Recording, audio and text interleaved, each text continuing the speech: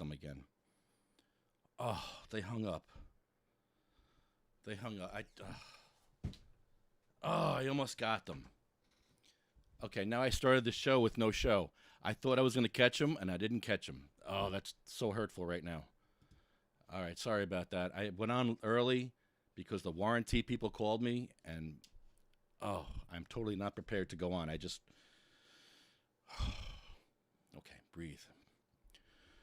Sorry about that, folks. I was trying to get the warranty people on. I didn't get them. Maybe they'll call back. Welcome to the show. It's the Ignorance is No Excuse podcast. Starting off with a big fail. Ugh. Last week was good. They called me right before the show. Stupid warranty people. And I'm like, hey, yeah, I got a car for you. It's a Ford chassis and a Toyota engine. I don't really have a VIN number for you, sir. Sorry, can't help you. The VIN number scratched off, if you know what I mean. So no, that didn't work out well at all for me. So we're going to start the show 2 minutes early with no show, with nothing. I'm starting off with nothing. I'm sorry. I apologize. They got me today. They got me good. Damn warranty people. I have the number. They just called me from this number. Hold on. Maybe I'll call the number back. Hold on. Let me try the number back. Let's see if that helps. It's from Bloomfield. No warranty services. To opt out from our calling list, please press 1. No, I want to talk to you.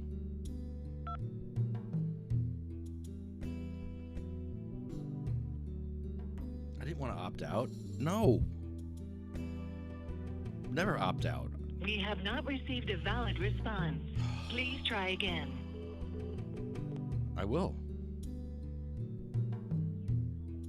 Warranty services. To opt out from our calling list, please press 1. Give me an operator. Damn. Man, I had one on We have not received a valid response. Please try again. Yeah, I know. Damn it. Auto warranty services. To opt out from our calling list, please. Hurtful. Well, call back. Please call back, warranty people. We have not received a valid response. Please try again. Oh, man. Stinks.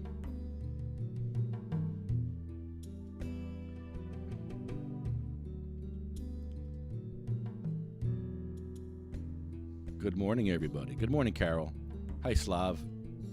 Jeff's Law. We got a few things to go over today. I'm sorry, I'm totally discombobulated now with the stupid warranty people. They screwed me all up again.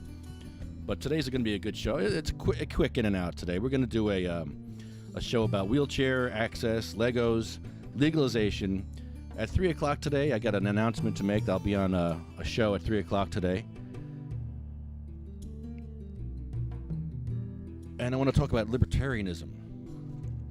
Am I really a libertarian? I don't think so. LetPatientsGrowNewJersey.com. VoteCannabis2020.com. A lot of people out there trying to legalize it.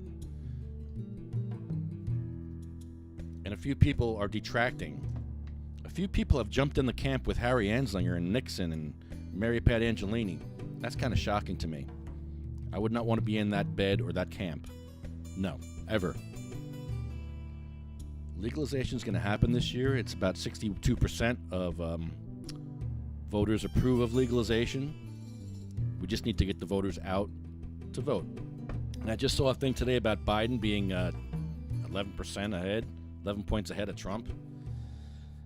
Not that any of that matters. It's a joke. It's the whole political system's a joke. It's disgusting. It's godless. You put your faith in politicians? No, you can't put your faith in politicians. You can only put your faith in God. These politicians are godless, evil people. They always have been. Look at their track record of politicians in this country. We've had racism, sexism, corruption. Horrible things have happened. And you think that's going to change? You think these people are going to suddenly change their mindset? It's a mindset of power, greed, and control. That's what these people want. They're not looking out for your health. Just the fact that Republicans are not wearing masks and Democrats are wearing masks, it's become political. Your health is not their concern.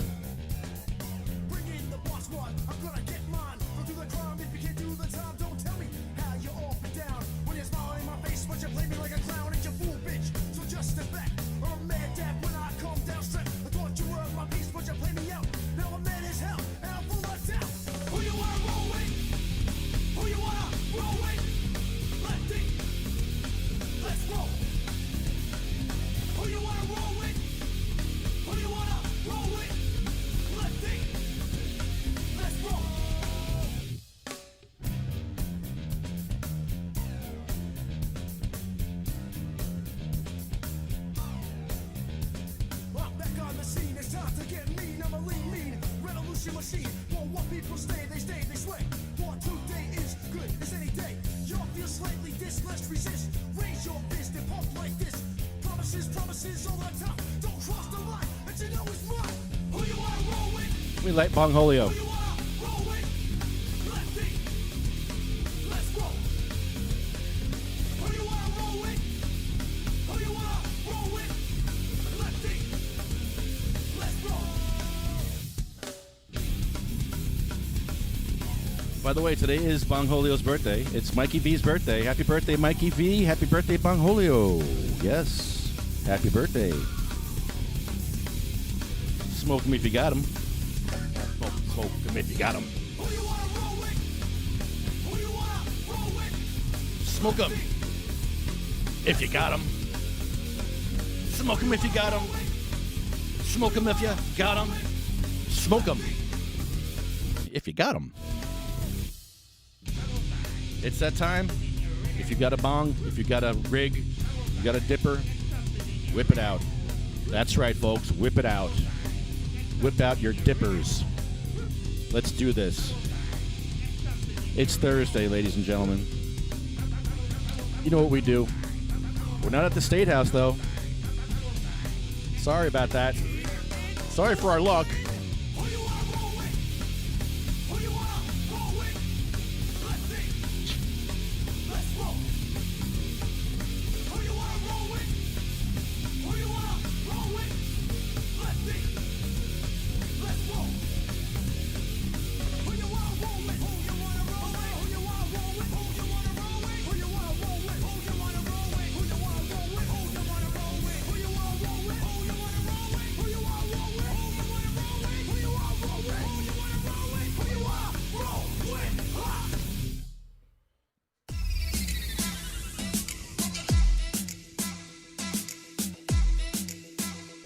Sorry to start the show like that with a big fail. I hate that. Damn warranty people called me up. Damn it.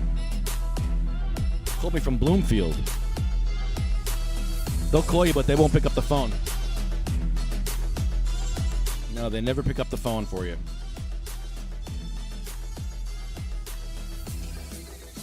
Happy Born Day. Hi, Hugh. Hugh, can you call in? I'd like to talk to you, Hugh. I have questions for you. Hugh. I have questions for you, Hugh. Questions for Hugh. Hugh. Hugh. Hugh. Hugh. Hugh.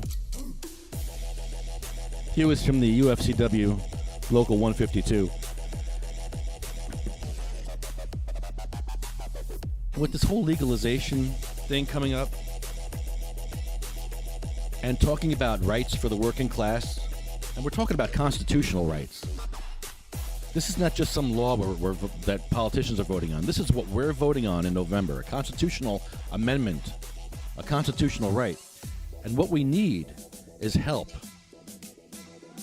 from the UFCW, from the local unions, from the dispensaries, from the owners. We need their help, helping the working class. Yeah, Dan, I'm not a libertarian. I figured this out. I'm not a libertarian anymore. Because there's no way that I can be a wheelchair advocate and be a libertarian. It doesn't work because Libertarians do not believe that the government shouldn't be involved in forcing businesses to comply with any kind of anything. Therefore, the ADA does not apply to libertarians. They don't believe in that. I mean, I kind of knew that, but I don't believe in everything libertarians believe in. But no, I don't think I'm a libertarian anymore. I think I've changed. I believe if there's a civil rights violation, you have to get the government involved. If there's people are being hurt by people not doing the right thing, the government has to get involved.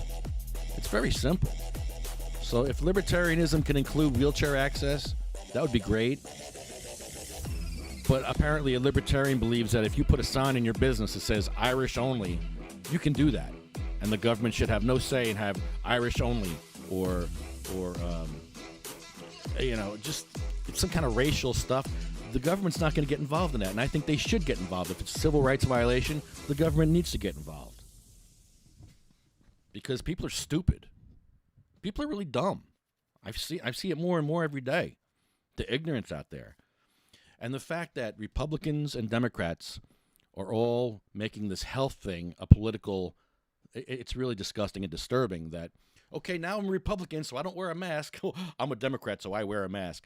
So wait a minute, you got Republicans saying one thing, Democrats saying another thing, and you're sitting there, your health in the balance.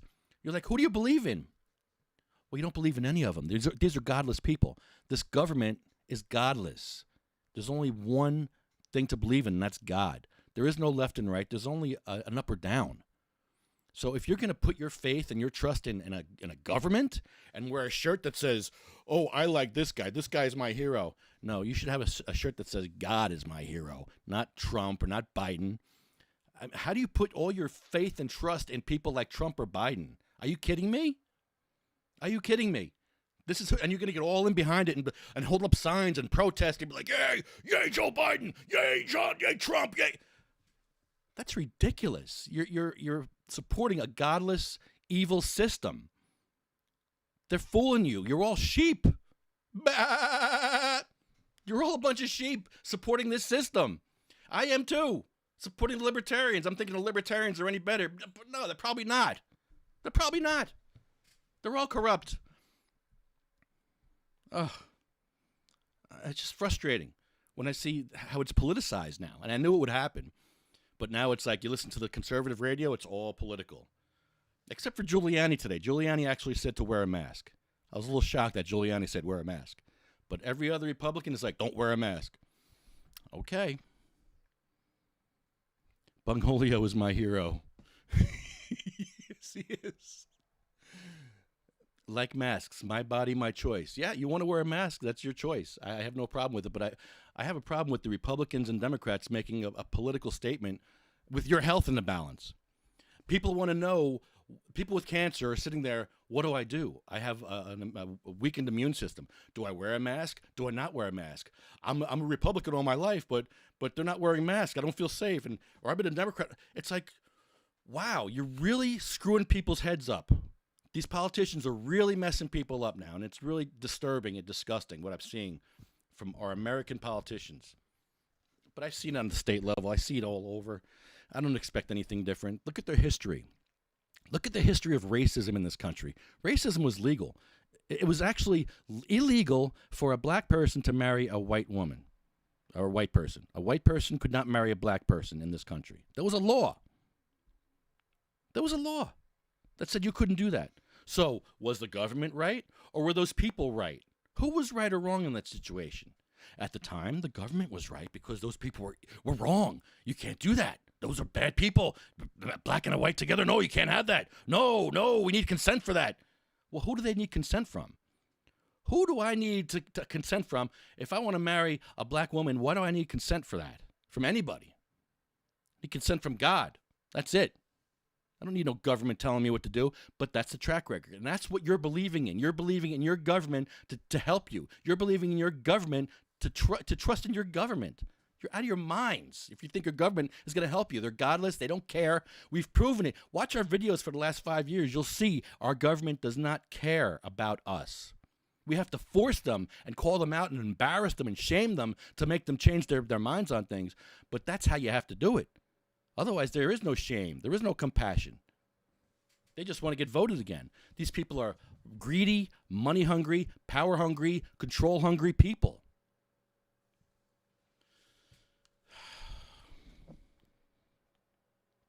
So I was on a show. Mascan interviewed me, and it'll be on today at 3 o'clock. This is the same show that interviewed Ed Fortune last week. And they told Ed Fortune last week that I'm going to be on the show this week, and I'm going to debate him. So Ed Fortune's going to debate me maybe next week on the Mascan show.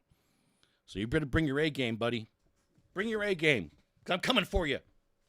I love Ed Fortune. I've supported Ed Fortune for 20 years. I've known the guy. He's a hero of mine. But for the next few months, we're on the opposite side. For the next few months, me and Ed are campaigning against each other. He's putting out streams, I'm putting out memes, and we're kind of just bang, bang, bang, bang, bang, giving each other a major butt hurt, but it's all fun. It's all good. I love a good campaign. I love a good fight.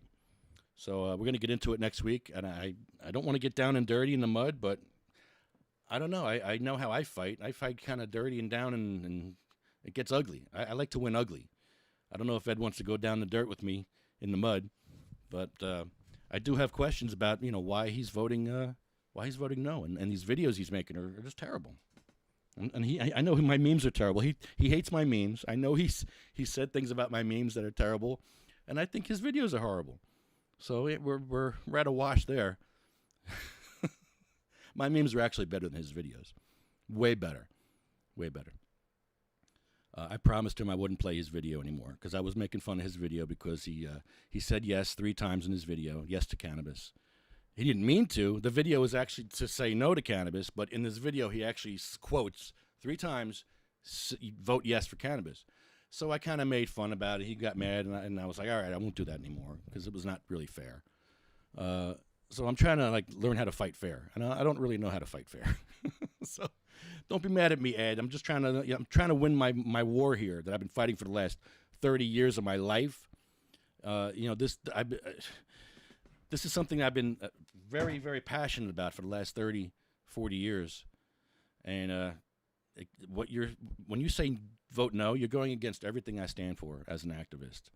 We have a constitutional right coming up to vote on.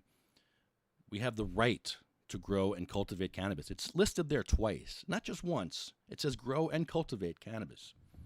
I want that right. I don't want any more people getting arrested. If you vote no, more people will get arrested. If you vote yes, people are not going to get arrested for a joint anymore. People are not going to get piled on by police smoking a joint. That's not going to happen anymore. Or at least it shouldn't happen. I want a Bungholio mask. Yes, I do too. Fighting is not for fair. Dude, I love Ed Fortune. Ed Fortune's my hero. But he's wrong on this. He's absolutely wrong on this. And I think he's in too far to turn back now. He's all in. I mean, he's actually he's campaigning against me. So, okay, we'll campaign against each other for the next few months, and it'll be interesting. It's going to be fun. You're gonna have the fun watching this because it's gonna like, oh wow, Lefty and Ed are gonna go at it. Lefty and the Weed Man, yeah, we're gonna go at it. Next week on Mascan's show, we're gonna go at it a little bit. We'll see what happens. I got a lot to say for a change. I'm going up against a way smarter guy than me, a formidable opponent. But I have truth and on my side. So. And plus, I have patients that can't wait another year. A lot of the prohibitionists are saying we have to vote no. Do it next year. Wait a couple of years. I got friends with cancer and MS that can't wait. I got friends that are growing pot for their child that can't wait, that live with stress. I have friends that are growing pot for their kids. They're living with this stress that they shouldn't have. And if they get caught growing this cannabis, they're going to have their kid taken away. They're gonna lose a lot. So this needs to end. This drug war needs to end. In November, you can end the drug war in New Jersey, at least the war on cannabis, by voting yes. Voting yes to cannabis for your constitutional rights. Pumping your own horn. What does that mean, pumping my own horn? It's tooting your own horn. Okay, patients already have a program. I am a prohibition. Ed, if you're voting no, you are the prohibitionist. You can call in now if you want, Ed. We could start this today. You can start this today. You're actually the prohibitionist, Ed. If you're voting no, you're a prohibitionist. Ed Fortune is voting for more Jim Crow. All your life you have fought against Jim Crow, but for some reason you're voting for Jim Crow. You're voting for black people to get arrested in this election. Are you not? No, you're voting for black people to get arrested. You can't speak out of both sides of your mouth, Ed. You're saying one thing, but you're going against everything you've stood for the last 20 years. Pumping is the word. And Ed, by the way, that video of the squirrel was disgusting. Dude, don't show videos of squirrels, please. I love squirrels. Oh, dude, that was horrible. Please, that was worse than your video with the legalization video. Or your illegalization video. I don't know what's worse, the squirrel video or the video of you talking about voting no. I don't know. They're both pretty bad. But Ed, no, we're gonna we'll be campaigning against each other because I think you're voting for more Jim Crow. You absolutely are voting for more Jim Crow, and I don't get it. Oh boy. Hey man. Hey Ed, how you doing? You know, I like all the things you're saying, but I think your solution is wrong. I think the solution you're coming up with is totally wrong. Everything you're saying is true, but I know, and you are pissing black people by throwing black people in it. Stop putting black people in your mouth, man. Ew! You have teamed up now with the cannabaggers and the racists to continue racism. And you want to try to switch it to dumb people. Dumb people will believe you. But that's not the point. The point is this cannabagger thing is exactly designed for food. They are not going to give home grow. They're not going to allow a whole bunch of little guys in it.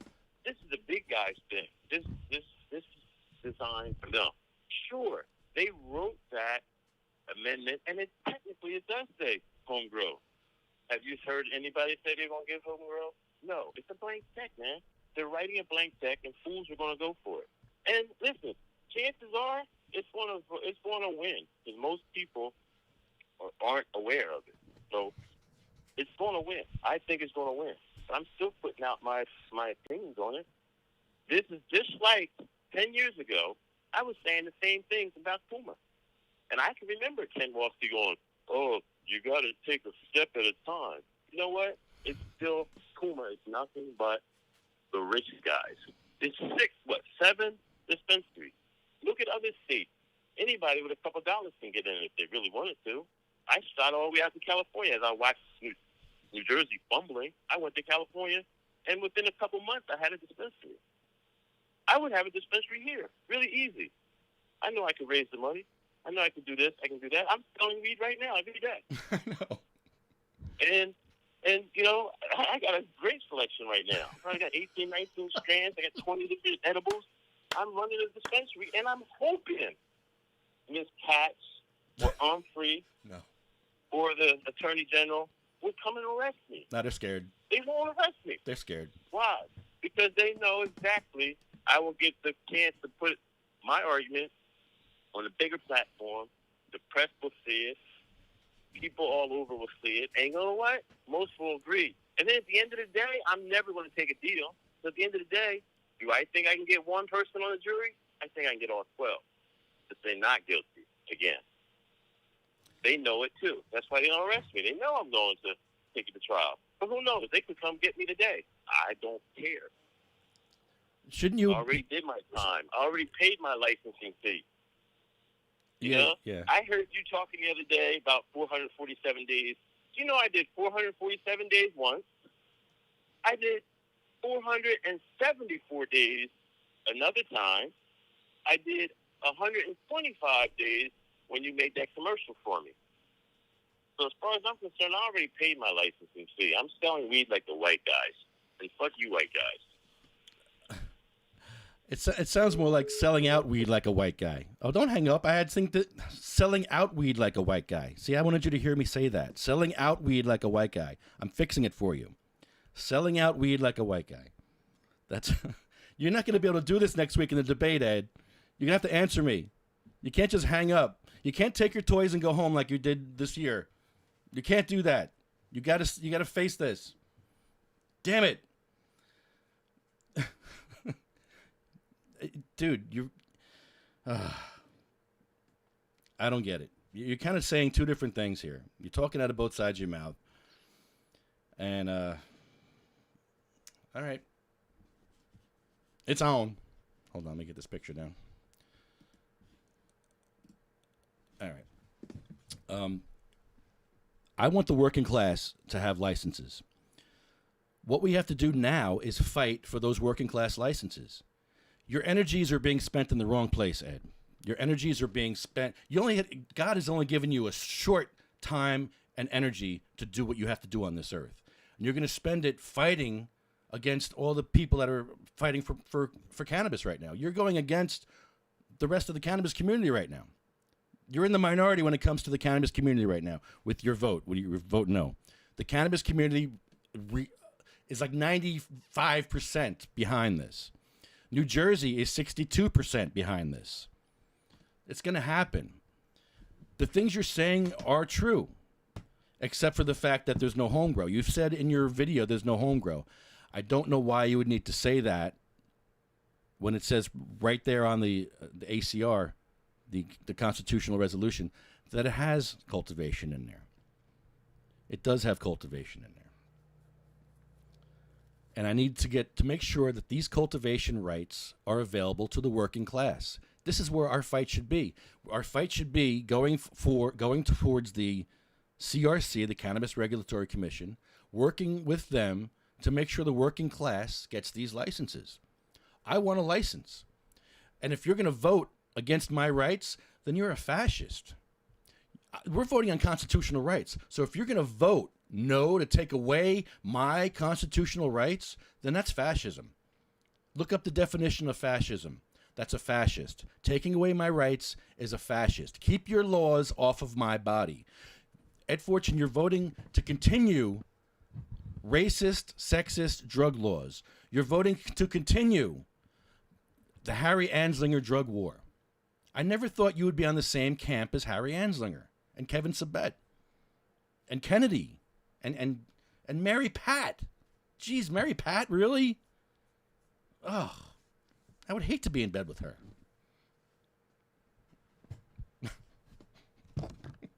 Camp. Well. So next week it's on. Ed, bring your A game, because I'm bringing my B game. No, I'm bringing my A game too, Ed. I'll be there. That's going to be a good one. Because I believe I have the truth on my side. I would not take on Ed Fortune unless I had the truth on my side and a little bit of intelligence. And I do have some good talking points, and I believe I'm right in this, and I believe that we are going to do the right thing by voting yes. But we can't trust these politicians. We can't trust them. They're godless people, and I don't trust them. I'm not what with you? Competeering with you. I don't know what that means. The CRC will not help. We have to make the CRC listen to us. The first member of the CRC is an animal rights activist. Sweeney's first pick. Sweeney, of all people, picked an animal rights activist to be on the CRC. That's a good sign, because I think Murphy's going to give us really good picks. I'm sorry, Coughlin made that pick. I think we're going to be in good shape with the CRC. I really do. I'm trusting what's in the law. I'm trusting what's in the law and what my legal friends have told me. I've talked to lawyers about this. I didn't just come up with this myself. I talked to lawyers, and this is a constitutional right that we're voting on. It's not some law. This is different. This is different than anything we've seen in the past in New Jersey. We've never seen this before. A constitutional right we're going to have. So we always have that to fall back on. Let me explain to you millennials, okay? You're in a video game, and you're running through the video game, and you're fighting all the bad guys, and you see, oh, there's Jake's Law on the ground. Let me pick up Jake's Law and put that in my pocket. I might need Jake's Law later. Let me keep going. Oh, there's another law. I may pick that up. I might need that later. Run. Oh, look, a constitutional amendment. Wow, I might need that to fight later, too. Grab that constitutional amendment, throw it in your back pocket. You may need that to fight with later. If you don't pick up that constitutional amendment during your gameplay, that's a big mistake. It's good to have it in your back pocket. It's a great weapon. It's a great tool in the toolbox. It's a constitutional right that we'll have. What we have to do is fight for the working class at that point. We have to fight. It's not going to be over. I'm not saying it's going to be over. Ed, you should be on that committee. Ed Fortune, you know what? Everybody should rate Governor Murphy and put Ed Fortune on this committee. There you go. Yeah, that's absolutely. You want this committee to do the right thing? Put Ed Fortune on the CRC. I will totally get behind that. That I will 100%, 110. Oh my God, that would be amazing. Just the fact that he'd be live streaming at all meetings, getting kicked out for smoking weed in the meetings. That would be amazing. I would love that. They would have to have the meetings outside so Ed could smoke. Baby steps. Yeah, baby steps.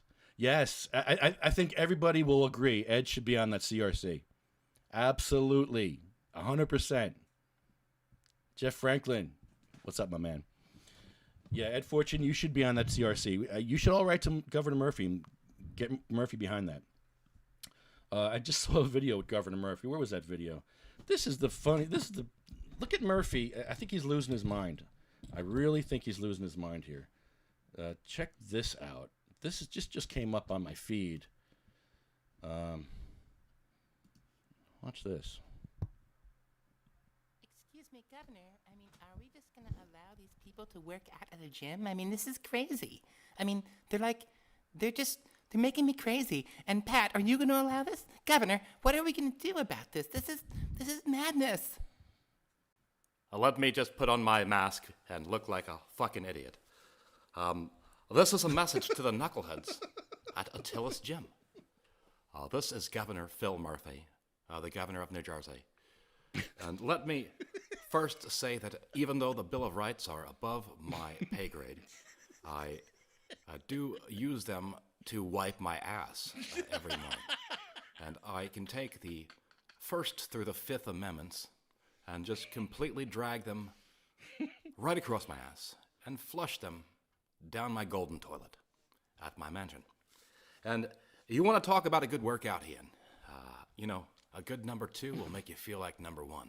And I don't want to threaten you, even though I already have, but you've got to see me eat an apple. I can damn near eat half of an apple with these big fucking chompers in one bite, so you don't want to fuck with me. And let me tell you, I'm sending some of my guards, my SS troopers, over to make sure your rights are stampeded upon today. And please tell the white supremacists in the parking lot to go the fuck home. I mean, what the fuck? I don't know what that was. Was that really Governor Murphy? It's hard to tell behind that mask. Boy, I think he's losing it. Wow. So yeah, you can't trust these guys. You got Murphy wearing a mask. You got Trump not wearing a mask. It's all political. It's all disgusting. You can't trust these godless people. How are you going to wear a Trump hat? How? If you're a Christian person and you're wearing an evil hat, I'm not saying the whole government's evil, not just Trump, the whole government. And if you're putting your trust in a government and you're going to put up signs and you're going to fight for the government, you've lost your mind. You have absolutely lost your mind, and you've lost your faith in God. You need to get your faith in God back. I have extreme faith in God. I have 2 family members in the hospital right now, and I'm praying for them, and I wish you would pray along with me for them. And I'm not going to say who it is, but I have 2 family members being treated for cancer at the same time in the same hospital. And it's pretty brutal when you see people suffering. I have other friends who have cancer that don't have time to wait. They want to be able to grow their cannabis now. They can't wait. They shouldn't have to wait. Oh, well. I got something for you. I think you'll like this one. I'm going to get out of here in a minute. But I think you remember this one.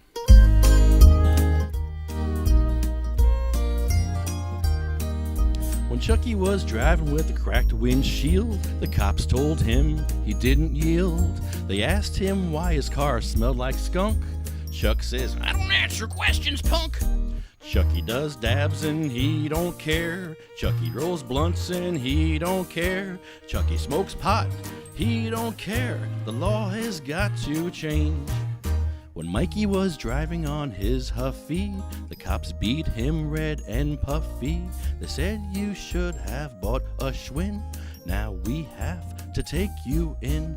Mikey does dabs and he don't care. Mikey rolls blunts and he don't care. Mikey smokes pot, he don't care. The law has got to change. Happy birthday. When Jeff was in the hospital sick, the head nurse, she was such a dick. She took away his evening grass, gave it back, felt like an ass. Jeff does dabs and he don't care. Jeff smokes pot and he don't care. Jeff rolls blunts, he don't care. The law has got to change.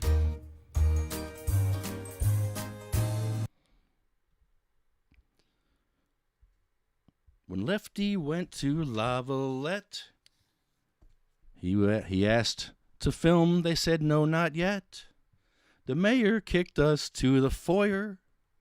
We came back with a big-time lawyer. Oh, okay. I guess we had more words. We didn't finish it. Mikey, happy birthday, bro.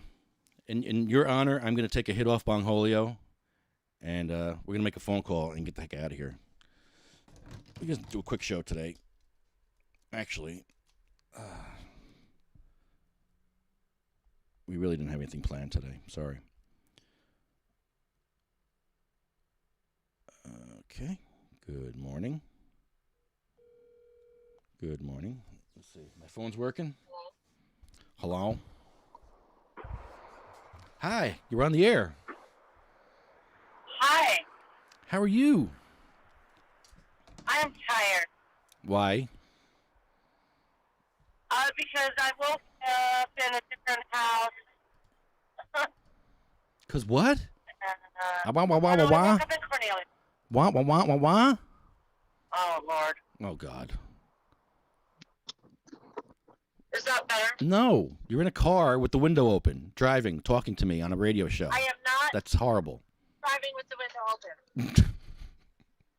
That's a little better. What are you doing? I'm doing a radio show. What are you doing? I'm trying to wake it up. Oh, it is kind of early out there in Oregon. Sorry about that. Yeah. And did you even let me know you're going to have it this early? No, I didn't. It was too early to call. I'll let you know. Oh, you are such a loser. I know. I should be in Trenton today. I should be at the State House today, but I'm a sheep and I'm staying home. I'm embarrassed of myself by staying home. Yeah, you should probably just stop the podcast. It's over. Well, Da, da, da. some people think I should be out there. That I don't need a permit to protest. And you're right. I shouldn't need a permit to protest our government. Are those people going to go with you? They're all laughing at me right there. Like, oh, Lefty, you're a sheep. you lost your permit, so you're going to stay home. Well, no. Nobody else is going to be there. My back hurts, so I got better things to do than go down there. And who's going to be there to help you? who's going to be there to help me? Exactly. I'll be by myself, setting everything up with a broken back, a broken neck, and a broken arm. Yeah, who's going to help me? Broken arm? Broken shoulder. Oh. Well then. Okay, do me a favor. What? Let me call you back in 10 minutes. I might be pooping. You might be pooping? Yeah, pooping. Make sure you call me then. Thank you. Okay, bye. All right. That's great. We're gonna have honeybee pooping. That's always good for ratings.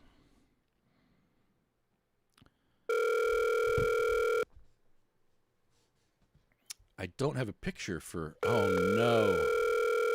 I don't have a picture for my friend here. Oh, Hugh Giordano, hello. you're on the air. Hey, buddy, how are you? I'm good, man. It's busy. It's all this pandemic issue with the issues because a lot of our union members are essential, right? Not just cannabis workers. We have the meat packing plants, we have the manufacturing, the warehouses, and the retail stores. So the ShopRites, the Acme's, Stop and Shops, all those. So it's been nonstop. What are some of the biggest issues you're running across with with your members? Well, in the beginning, it was PPE, and they didn't have masks, they didn't have gloves. I mean, they had gloves for if you deal with food, but they were running short because everybody was buying things out.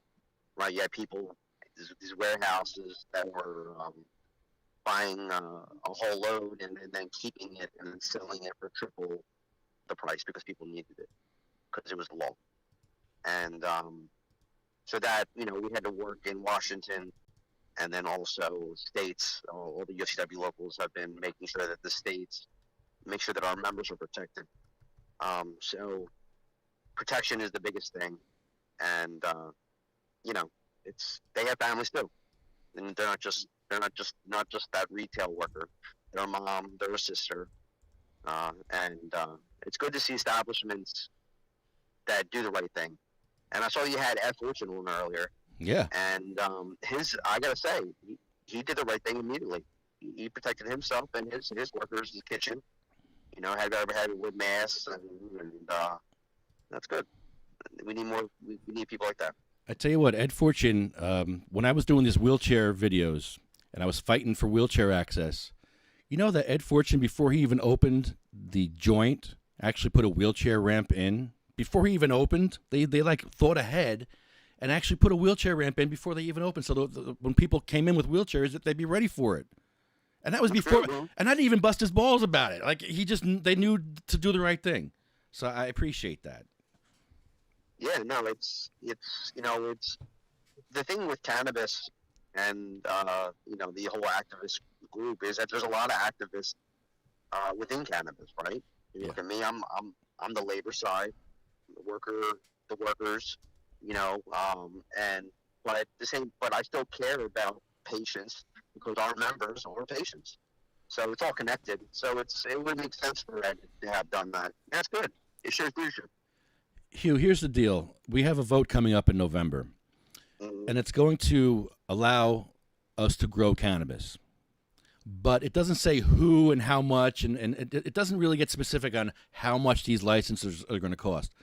How do we get the working class access to these licenses? Can the unions help us with the working class's access to these licenses? Yes. And I'll say right now, we openly and actively support small business and the opportunity for them to succeed. Yes. And the labor movement has always stood behind women, minorities, immigrants. I mean, if you look at all the battles that are happening in this country, whether you agree with it or not, if they're a worker, then we're going to represent them and fight for them. And I believe that working class people, craft cannabis, small grows, it's Northeast. I mean, let's be realistic about this. People like that small city, like that cool cheesesteak spot. Been there for 3 generations, right? People want that here, and they deserve it. And I hope a lot of Jersey residents get an opportunity, whether they do a micro or they go for a big shebang. I hope we get a lot of good residents stuff in. So we'll see. I mean, but yes, I mean, we would definitely. I stand behind it now. I mean, I openly stand for it. I think it's UFCW supports home growth, period. Because let's be honest about this. Anybody that knows anything about cannabis, and especially I'm talking about medical grade people that really need it, that are growing it for that reason. It's hard, right? Now, if you're just going to grow some, crap stuff in your closet or whatever, I mean, that's whatever. But, a lot of people will fail. And let's think about it. You could grow tomatoes in your backyard, and people decide to go to Superfresh or ShopRite, So, it's, look, I don't see home grow affecting big business, and if big business is against home grow, they're a problem. They're just typical CEOs who want it all, and I don't support people like that. So, can your union, maybe your president or somebody, write a letter in favor of helping the working class get access to these licenses in November? Oh, absolutely. Absolutely, and I think we've been doing that. On the back end, I know that I personally, with my other colleagues in the UFCW, have made it a point to make sure that small business has an opportunity to not only get into it, but also make sure that they're working class people, people that have been affected by the drug war. There's a lot of good voices that I think that are fighting for that besides just the UFCW. I think the ACLU did a pretty good job in the beginning. They were pretty aggressive. And Diana Hanu, who, is working for the government now, but she was a great advocate and did a great job, and she should really get a lot of recognition because she did a good job at holding these politicians accountable. She was a great advocate. What do no one talks about her anymore. What do you think about the first pick of the CRC, Miss Nash? Well, I'll be honest with you. I don't know much about her. Besides what you already said, that she was an activist. We'll just have to see. I mean, sometimes people you think are going to be great actually are not. Yeah. And that's why, even if I thought the person was amazing, I would still think that we need to be involved and at those meetings. And that's why, and this is how the union can help. Because our goal, one, is that we're working with good corporations, right? So we're trying to work with even the big guys. They're not going to be perfect, no doubt. I'm an activist too on the labor side. I never take nothing for granted, So, but the goal is to create a good industry as a whole, right? If you have good big players who are half decent, it makes the fight a little bit easier because they maybe want some of these issues. We can have them talk on our side, and I mean working class side. And there are employers that the UFCW works with that are like that. They're not all bad people. Are there some bad people? You're damn right. What is the smallest shop that the UFCW is in? Like, do you guys are in small shops, like 15 people, 10 people? Yes. Or, really? Yeah. Yes. What's yeah. And I think the one thing that we do for small shops is that, one, on a local level, we're able to help get affordable health care, right? Because we have all these members in our health care plan, so it brings the cost down. So it's good, decent health care. And then we're also going to promote them as good employers, right? Because we're going to make sure that we have a union contract that protects that community. So, if, for example, a lot of these big multi-state billionaires try to go into African-American, Hispanic communities or immigrant communities because they know they need the money. And they promise all this stuff. We're going to hire people for the community. We're going to make sure that, they get paid a good wage. But they put nothing in writing. All right? They just give their tax money. They give whatever agreement they have with the community there, community agreement, right? And then they just do what they want because there's nothing legally holding them accountable. Well, a union contract would make sure that these big guys that get into African-American communities, immigrant communities, Hispanic communities, that those workers will be protected day one. What is the So what's your smallest shop that you're in? I believe that we have a shop that is as small as 13. Wow. I believe. And now there might be other small spots because I don't know every place around the country. But I know we have small places because, like, especially with the extractions or the edibles, it's usually a small kitchen. And those owners want to join with us because of the healthcare and the retirement plans. Mm-hmm. And they actually go into our healthcare plans to manage it because it saves them money. And if it saves the company money, then that money can go back to the workers, right? So how does that work? The union actually provides the healthcare plans? So the way unions work, and a lot of unions do this, labor unions, they have what's called a health and welfare fund. And we get everybody together, the employers. It's one big fund. We all collectively agree on like a healthcare plan and break them down. And basically, since we have so many members, when you go, you can actually negotiate with these big, healthcare like Blue Cross, Blue Shield, all of those folks, because they want your business, so you can negotiate prices. It's kind of like what the government would do under our Medicare roll system. So it gives you more buying power, but but that's what you do, and you can help the small business folks get into a fund and actually take care of their workers, instead of giving them crappy health care. So sometimes the management has different health care than the union. Yes, and it's worse sometimes. We actually have facilities where they're not in our plan, for whatever reason, and management says, "Man, you guys have better health care than we do." And that's because we have buying power. Because again, if they only have 10 managers, but they have 300 workers, who's going to get the better deal? So that's why joining a labor union is good for companies too. Joining a labor union and workers joining a labor union is not a negative thing.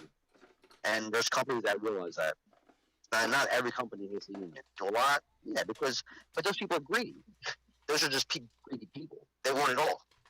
They want a contract, right? So the CEO, CFO, all these cannabis industries, these board trustees, all these folks, they have contracts. So why shouldn't a bartender have a contract saying, if I do the right thing, I get a raise, I get health care, I get sick time? Just answer for the same thing that they get. I'm not saying the same amount, and that's a whole other debate about compensation for CEOs. But sit down and these people that are working day in and day out, everybody think the problem is when we have this conversation about cannabis and the owners, we leave out the workers. We just do.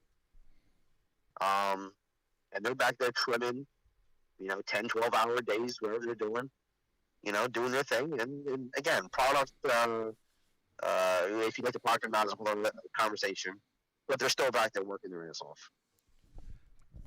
Does the union have any protocols for COVID? Like, say you have a worker that sneezes on some plants. Do the plants get destroyed? Is there any protocol for COVID and destroying plants or what's this? I know it's very confusing right now, but is there any protocol? Yeah. So here's what I do know. First off, all of our unionized facilities, specifically in cannabis, have PPE, right? So they all have proper masks, gloves, sanitation. And if someone does get infected or is under their presumption, we automatically make sure that that place is sanitized immediately. Get those workers out of there, make sure they get tested, make sure people, So as far as the product, honestly, and I'm not going to give you an answer, I would assume they would try to do something with that area because they don't want to get anybody else infected. And I don't know the science on COVID and being on plant material. We don't know. Like, how long does COVID stay on a plant, on a cannabis plant? there was an article yesterday I saw now saying they're saying the CDC is saying that coronavirus it's harder to get it off the surface, right? So if I touch a steering wheel that you touched, that I won't get it like how it is they thought. But again, there's another article I saw saying that there's mutations happening already. So I don't know what the answer is, man. I'm definitely not a scientist, and I'm definitely not a doctor. But I tend to listen to that community over a Democrat or a Republican or a person on Facebook who thinks that they are now a doctor because they don't do Wikipedia. I tend to stay away from that, and I just want to protect myself, my wife, and my friends. So I'm trying very hard to balance freedom with compassion because I don't trust anything I'm seeing and anything that's going on, but I do trust that there is something that's making people sick, and I do want to make sure my friends are safe, so I do wear a mask around my friends that are safe, friends that are sick. But how do you feel about this whole thing becoming politicized? Like where Democrats are wearing masks and Republicans are now not wearing masks. It's like, who are we supposed to believe now? Who do we trust? Like, what's going on?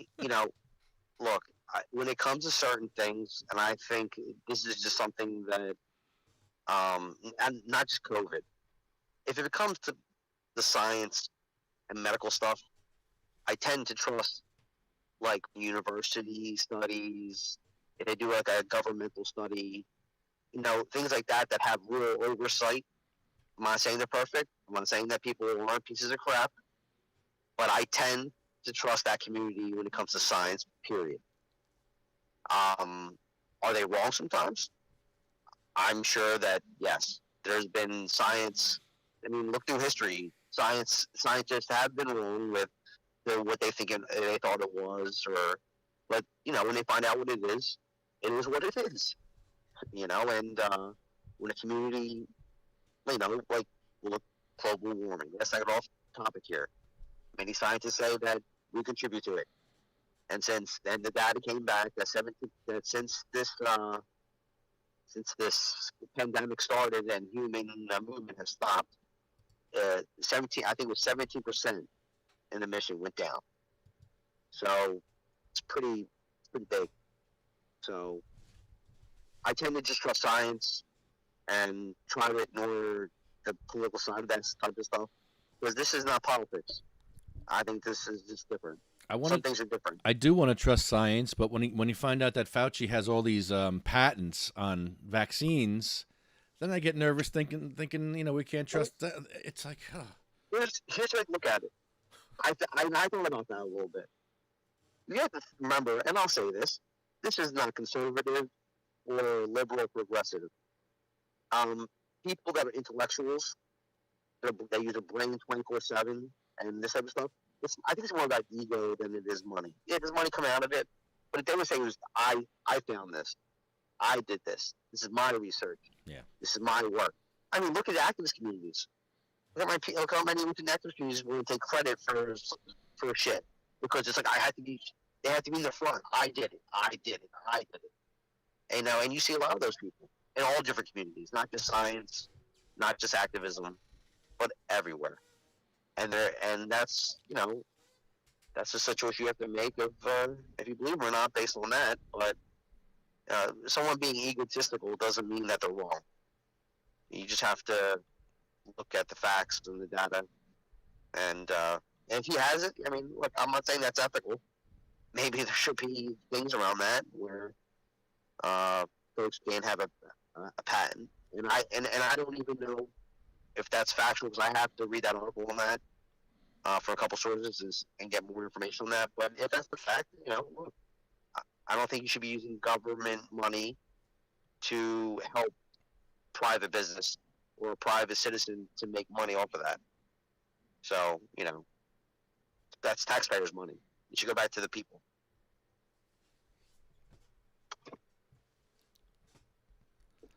Sorry, Hugh. I'm just sharing the video. That's cool. Well, thank you, Hugh. You're always I love having smarter people on the show than me. It's always helpful. I'm not smart. I'm just good at my job with labor. You are know, very good look, at your job. I just, well, I give a shit, right? I'm like you. I'm just not. I wasn't born the cannabis side of it, but I am an activist. Just I've been primarily around Working class labor activists. and Yeah. workers. Right? Working class, Yeah. which is, you know what? That's what we need. We need people to help the working class because we are getting screwed. If you look at history, the working class always gets screwed. It doesn't Yep. change now because we have great politicians all of a sudden. No, the politicians are probably worse now than they were back then. And we need more help from labor unions and more help from to fight these people. This corporate thing is horrible. The reason why I want to vote for cannabis this year is not for corporations. It's for the rights of us, of the working class, not the rights of the corporations. Yeah. Activism won't stop at that vote, right? I mean, that's what we have to remember, right? And they're going to have a cannabis commission. I mean, anybody who thinks that the fight's going to end because we vote yes on that day is living in la la land. Right. Activism is going to be here. I mean, look, workers' rights. Look at workers' rights activism through human history. You know, it's been happening for a long time, even before America. So when I'm dead and gone, I know it's not over. It's going to be a lot to do. Even if we accomplish a lot in my generation, doesn't mean it's over. There's a new fight tomorrow. So we have to be there at that campus commission.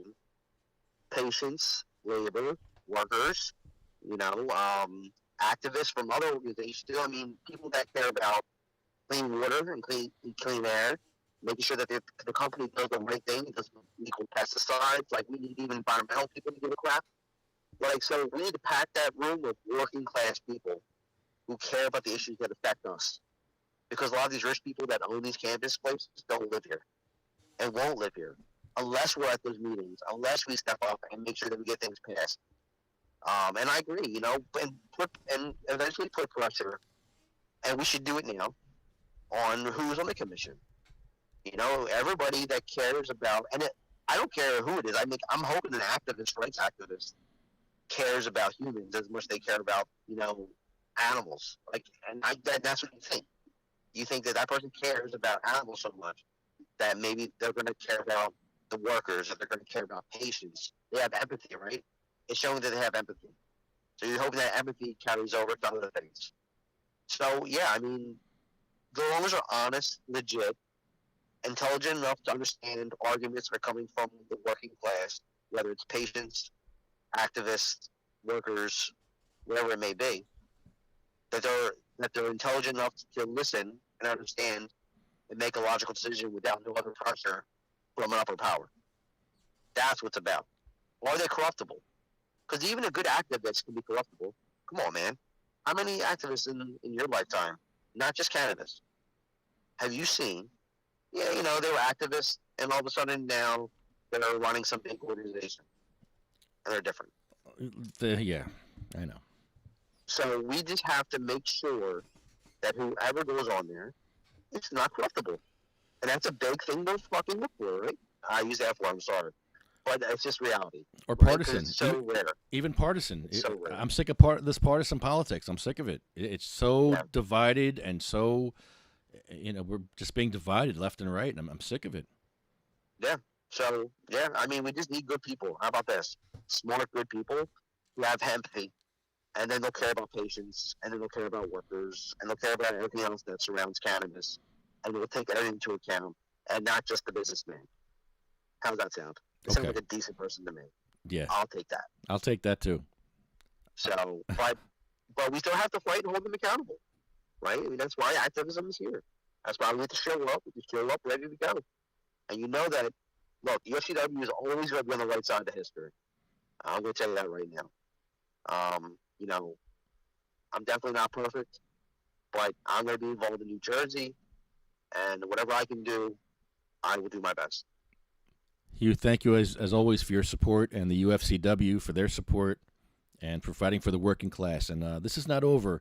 And if you can get that letter out from your president to help support the working class's rights to these licenses, we can get that to the governor. We can get it to the health department.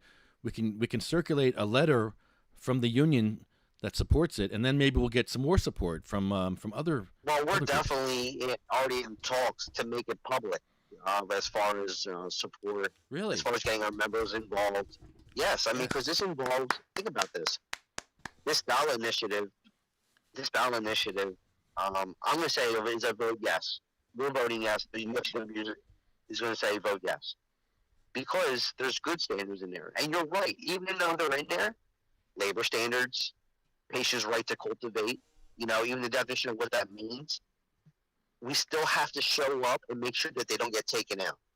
Because they can, Ed Fortune's actually not wrong. He's right. That stuff's in there, it's puff, it's a lot of puff, and it looks great.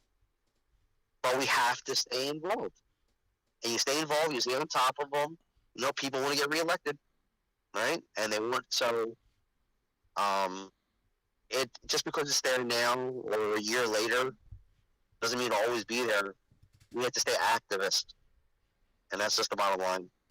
Because labor laws get chipped out on every day. There's been labor laws that have been in state laws for 50, 60 years, and so when the wrong people come in, you chip away at it. And if you don't step up for it, you'll lose it. And so just because, so even if this bill passed, and we vote yes, and they pass a bill after it goes through the Assembly and Senate, and they vote on it, and has everything we want in it, everything, from A to Z, for everybody that asks for what they need, it doesn't mean it's going to be there forever, unless we keep involved. So even if you're an activist, and you think it's over, it's not. So it won't be. It just won't be. I guarantee it. So I think the Cannabis Commission, if people show up for those things, like actually show up when they have their meetings every quarter or every other month or what they do, they need to show up. You need to make it part of their life. You do your podcast outside during it, and then that way you're covering it, have somebody inside. And I'm sure there's, other folks that will get involved too, want to be there. And you just have to be there. And there's groups in other states like Massachusetts, they show up to those commissions meetings all over the time, and they live stream them, and they make sure everybody can see it. Yeah, so the patients that can't make it, yeah, like how you did for the council meetings, you showed everybody, like, hey, this is what's going on. So you educated people that may have not known, holy crap, there is someone there fighting for me, right? So that's right. The same thing has to be done. In Maryland, they fight for us. The CRC fights for us in Maryland. The dispensary owners fight for us in Maryland. That's what we need here in Jersey. We need all the cannabis community, the whole entire cannabis community, from the top down, to fight for workers' class rights. Right. And I'm glad you say worker class, because, again, worker class really, it is all our issue. Like, it's non-union people too. Right. It's patients. Yeah. The activists. We're all part of the working class. We all live paycheck to paycheck, hoping that we can feed our families, get the medicine we need, and just get by and live a decent life. And when you have people that have triple, quadruple what a person has, and they want more and more and more, and that's how they start chipping away at those walls. If it's about money, they'll keep chipping away. But I hope we have a robust, micro, locally owned, small spots. I think craft cannabis is awesome. I see, with my job, I traveled around the country and, helping workers. And when we organize small spots, you can see how much they love what they do. And I hope we have local people like that. I hope we have patients that can get some licenses to grow specially grown strains for patients that are in need. Yeah, specific strains. It'll be nice. Yeah, people need viridomine. They need specific strains for their illness that they can't get now. You've seen the lines at some of these dispensaries. You've seen the lines at Breakwater. It's terrible. Yes. Well, but look, but you got to stay active. And even in that case, think about it.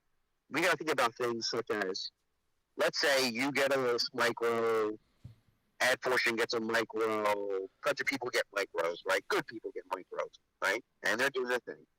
But eventually everybody wants to retire, and chill, right? Because it's still a job. You got to care about what you're doing every day. In fact, it's very stressful, I would think, because you want to make sure that you're providing good cannabis, right? I'd be stressed about it. I wouldn't lie. I mean, maybe you guys wouldn't be, but I would. And because you guys been alone much longer and you worked in it and done stuff, but I would be stressed, right? But you want to sell eventually, and the problem is the big guys are going to come in and buy 3 or 4 of those at a time, 3 and 4, and before you know it, it's a monopoly. So as activists, you got to make sure that these guys can't come in and just buy a bunch of other licenses, be under a different name, or what they do is they make these little. So you'll have the state law where it says you can have 3 licenses in the state, right? And what they'll do is they'll make a little company, and it's like, oh, we're going to help you legally and politically fight for your social justice grow or dispensary, and what happens is, again, you have a working class people who are like, oh my God, this would be great, and they're offering me a great deal. I just have to sign this paper. And little do you know, they have the best lawyers in the world, and the working class guy, can barely afford because he's scraping his second mortgage. They got to get this business that he just won. So they come in and then they take over. So we have to watch all that stuff, because that's going to affect their medicine. It's going to affect the workers. It's going to affect the communities that they're in. It's going to affect everything. So there's going to be a fight after this. Here's how racism has affected this. A friend of mine came up to me a couple years ago, and he's a Spanish person. And he said that some white dispensary owners came up to him and asked him if he would be the face of their dispensary so that they can get this minority points or whatever they had. For whatever they're doing, they needed points. I understand. So for a minority owner, they would get these extra points by having a Spanish person. And this person, to his credit, refused to be a part of that farce. Huh. They offered him a lot of money to do it. Yeah, and to his credit, he said, no, I ain't doing that. I'm not going to be a front man, the Spanish front man for your white industry, because that's what they were trying to do. And I respect that. Well, that's cool, And you look, and everybody has to make that choice of how they want to move on as somebody in the activist community, right? I don't have a problem with an activist, signing up with a company if that company has a track record of actually being a decent company, non-union or union. I don't care on that level. That's as long as they're a good company and they actually do what they say they're doing. I could deal with someone doing it. You just have to choose who you're going to sign up with, because when you sign that contract, you're signing your life away.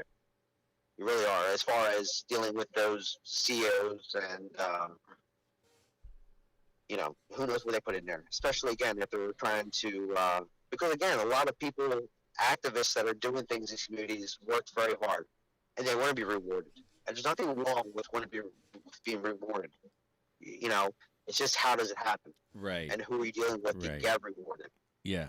You have to figure that out. Yeah, let's have some real partnerships, not some farces where you prop up a minority and say, oh, look, we're a minority-owned company. Look, here's our minority. No, that's a bunch of crap right there. I mean, there's lots of good people in New Jersey who would be great on these boards. Oh, yeah. And again, it just comes down to what are their intentions, the company, right? A lot of these advocates go into it saying, I'm going to have a real voice on these boards. I'm going to be able to have a meeting and speak up for my community, finally, to an executive and get it fixed at least this dispensary, right? And we're finding that that's not the case. So that's what I'm saying. There has to be accountability. Yeah, I'm actually on the board of TerraSend. I'm on the patient advisory board, and they seem pretty diverse, and they seem pretty patient focused as far as I can see so far. Well, that's good. So that's good. I hope that they take your advice. Yeah, I hope they listen. They should. And you definitely have the ear of the patients. Yeah. You have a lot of And so does Ed Fortune and other good folks. Ken Wolski. There's lots of good voices that people trust. And if these companies are smart, they'll want to work with you, and because you are the community, right? So, it would behoove them to do it, because by doing the right thing, they'll make more money. So they're getting what they want. They can treat workers' rights, and patients are happy. Right. I mean, it just comes down to morality and greed. So it just look. I mean, and I'm not saying that all our union employers are going to be perfect either, but at least we'll be on their neck.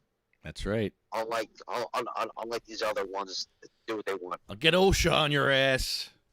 That's Don't make me right, call man. OSHA. It's it's just there's so much. There's so much, man. It's this industry. This industry is going to be so big. It's going to be sickening. We've not even seen the tip of it. No, I'm excited. And, I'm excited for the future. I really am. I am too. And I'm excited to be a part of the fight. Yeah. Because I hope when I'm an old man, I can come in with my walker and, some my edibles and sit there and watch a meeting. We've only just begun. Yes. No, it'll be great, and I look forward to fighting for the workers in this industry. Yes. I love this stuff. Yeah, me too. I really do. I'm with you, Hugh. I can't wait to sit in a council meeting with you, eating burgers in the back room and trolling everyone. I can't wait. It would be awesome. I can't wait to get back to that stuff too. I can't wait to piss these people off. Hugh. Oh my God. They were so. I love council meetings. I love it. That stuff. I love going there. We walk in. They have no idea we're walking in, but they got slick. These motherfuckers started again. Got me cursing again because I'm getting so excited. But you got them trolling you. They're watching you, seeing what you're doing, prepared that you're going to show up at a meeting. These are people that had no idea what is a lefty grind. Who's funding Lefty Grimes? Where is he getting all this money to do all this stuff? And the thing is, you don't need money to do what you do. No, just you need time. To read an article, Google it on the internet, find their address, and show up. Hugh, I gotta go, buddy. Right, Thank man, you so much. Thank See you. Dude. Hello?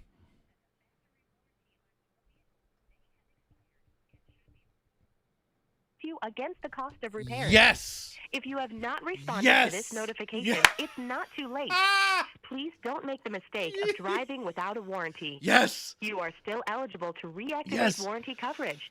This is the final call before we close the file. Mm-mm. Press 2 to be removed from the follow-up list. No. Or press 1 to speak with a representative now. 1.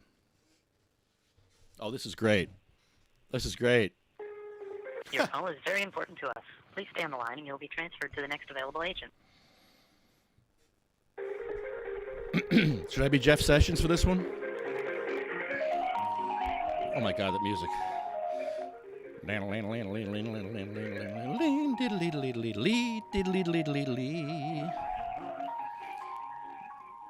Okay, what kind of car should I have? A Ford or a Chevy? I think I'm driving a Chevy today. I'm driving a Chevy with a lift kit from a Dodge. Hello, this is Ben with the warranty division. What? What? They just hung up on me. They just hung up on me again. Oh, they hung up on me again. Why'd you quit, man? Why'd you tap out? Oh, damn it. That's very hurtful. I thought I had him that time. Oh, I just got word the video from MassCan will be up at 3 o'clock on the MassCan website. Oh, shoot. I thought I had him. Damn it, man. I thought I had him. Oh, hurtful, man. Hurtful.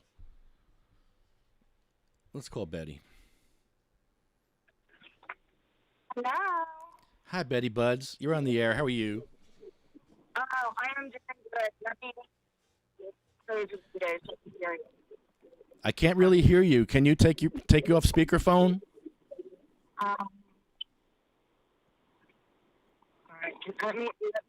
Are you driving? You want me to call you later?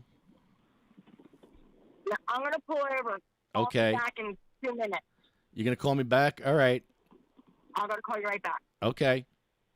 All right. Bye-bye. All right. That's Betty Buds. She's been very helpful to a lot of patients here in New Jersey. Oh. Hello? Hello? You're on the air. Damn. Oh, damn. That's hurtful. Let me put this back up. Damn. I wonder if I can call that number back. It was a New Brunswick number this time. Let's try it.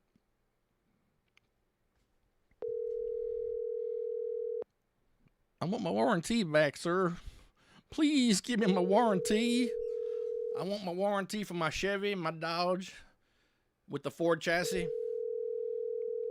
Lift kit from a Toyota. Nah. They're real tough when they're trolling you, but when you troll them, no, they wimp out when you troll them back. Hi, this is Sean. Please leave a short message. All long messages will be deleted. At the tone, please record your message. When you've finished recording, you may hang up or press 1 for more options. Hello, Sean?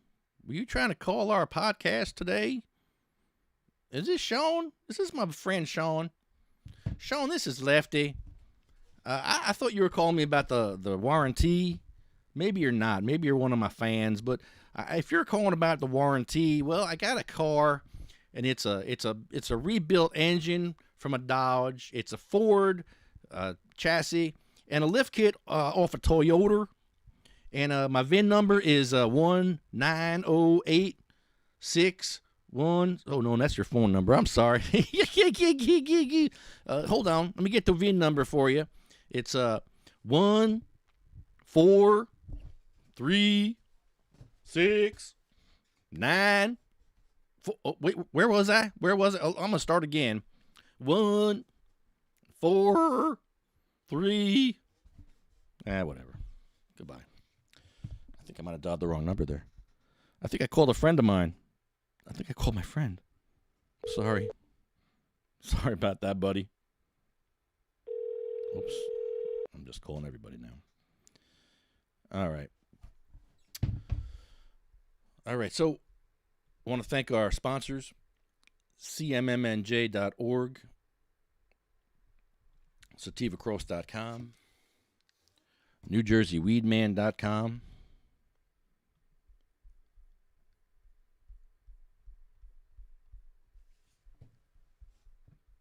oh boy, I can't find it. Okay, magicalbutter.com, UFCW Local 152, DavidVersusAutism.org, medical-freedom.com, thefallingsickness.com, LetPatientsGrowNewJersey.com, New Jersey Grannies for Grass, JacksonStorms.com, Arlo Glass, OprahMachine.com, Pure Puff Vapor Supply, Dragonfly HealthCenter.com, and Sativa Cross West.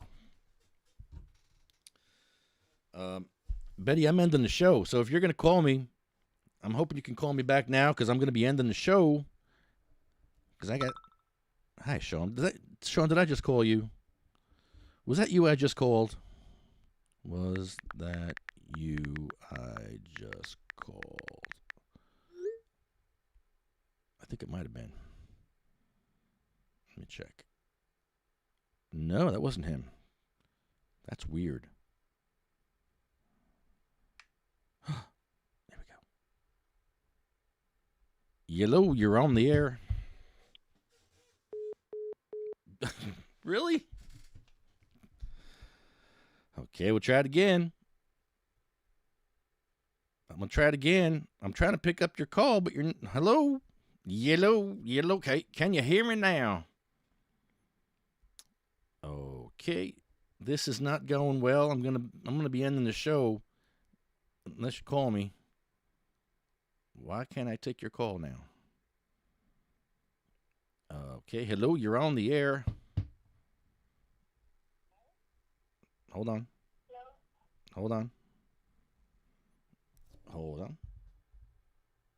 Oh, hurtful. Is this better? Okay. Hi. Can you hear me? I can hear you. I'm just having a little bit of static because I'm going through Fort Dix base right now. Oh, okay. Hi, Betty. How are you doing?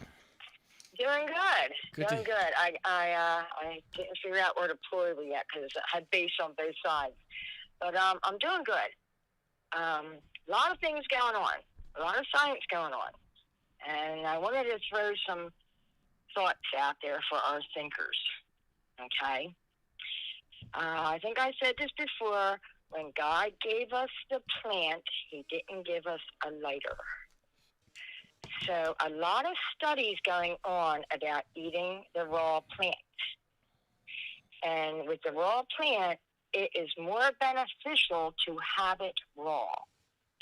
So for us to be able to grow our own medicine is the most beneficial way to actually take our medicine. So I'm going to give a big food for thought out there. I want everybody to throw this in their Google in any direction you can think about saying it and start thinking about it. And there's research out there, and I am involved in research with this one, okay? This is why I'm, like, really into this one.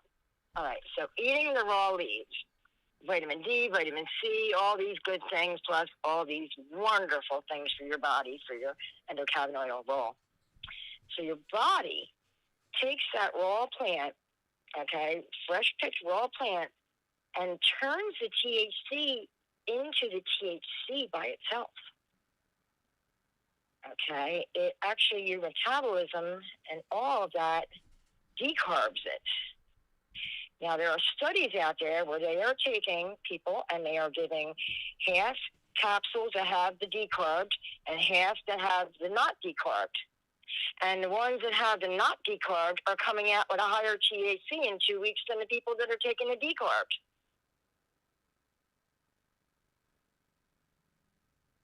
You get that one? How is that possible? It is possible. Start Googling. That's all I can say. I've been putting it up in my group. It's, okay. Now, it started with some leaves.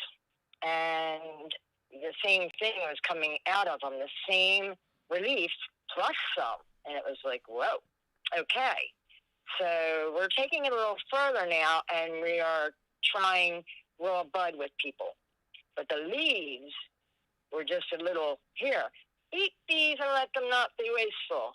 And the people that were involved in this study were like, okay, and they ate them. And next thing you know, they were relaxed. They were getting all the medicinal. The pain was gone. They were sleeping. They were doing this. And so they were like, all right, let's amp this up a bit. And let's make this a test and see what this is doing. And, you know, like I say, when God gave us this plant, he didn't give us a lighter. So our body metabolizes the raw plant. And because you've never had the chance in life to have the raw plant, understand? It's always been dried. People have always bought it dried. It's not feasible to send raw plants everywhere. It's better to be dried and cured so that it lasts longer.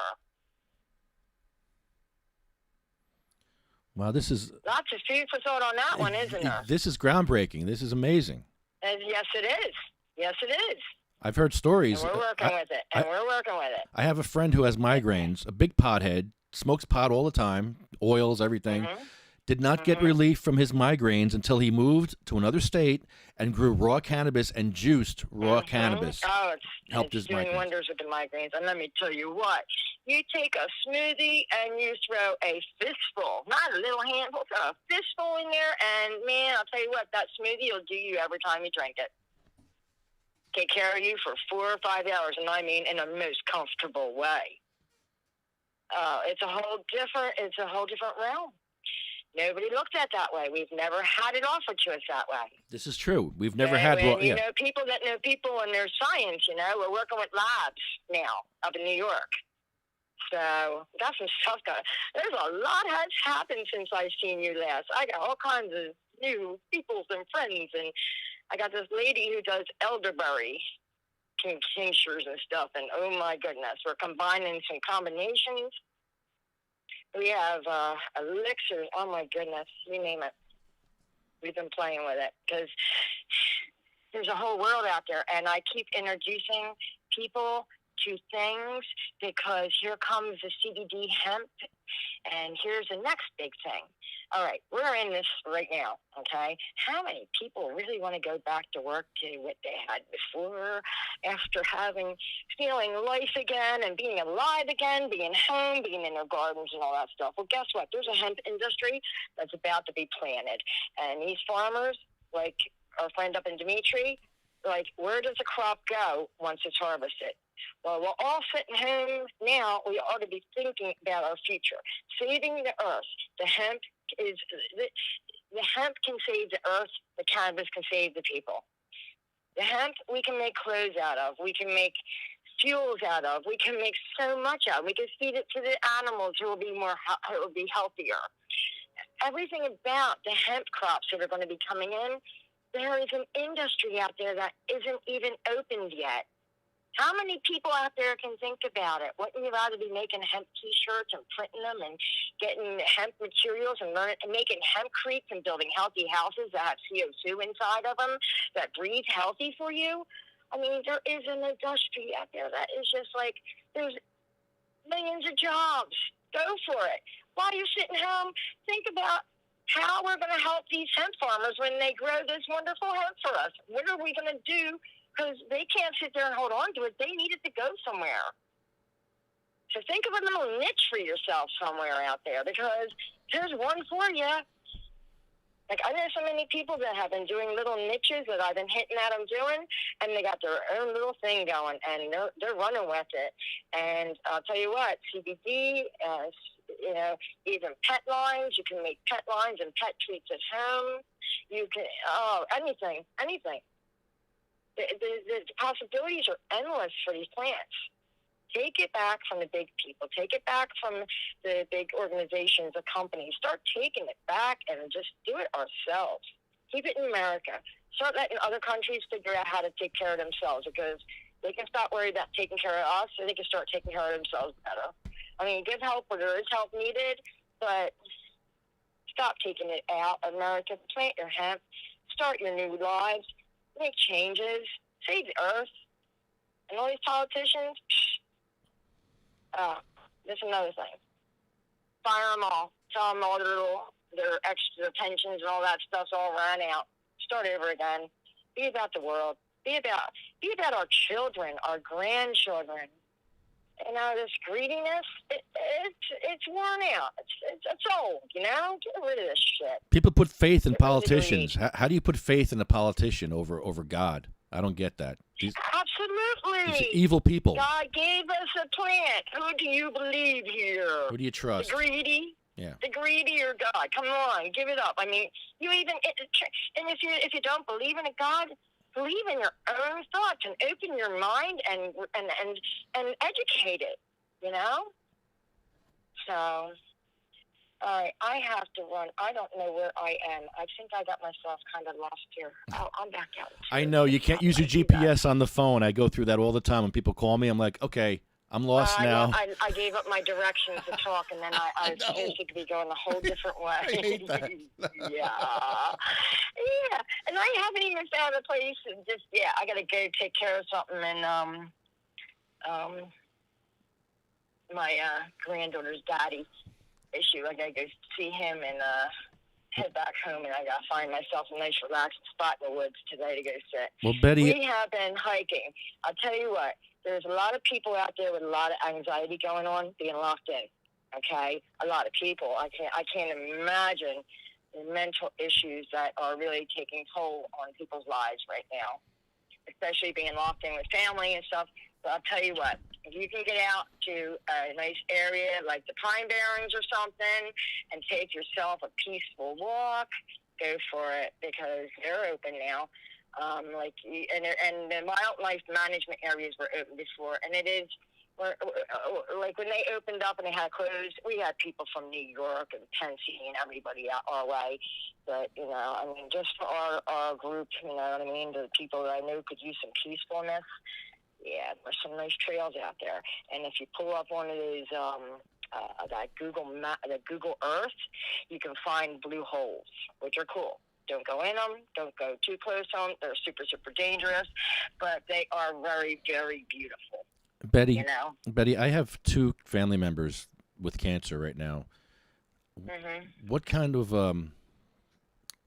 raw cannabis treatment would be good for, say, breast cancer that's metastasized? Well, I would say right now, I've been working with CBG hemp, okay? And CBG is, I mean, I think we talked about this a little bit before, is like, CBG is like the mother of all, okay? And the mother of all has to produce all the other all the other cannabinoids. I'm trying to pull over here, and I'm in a truck stop. This is interesting.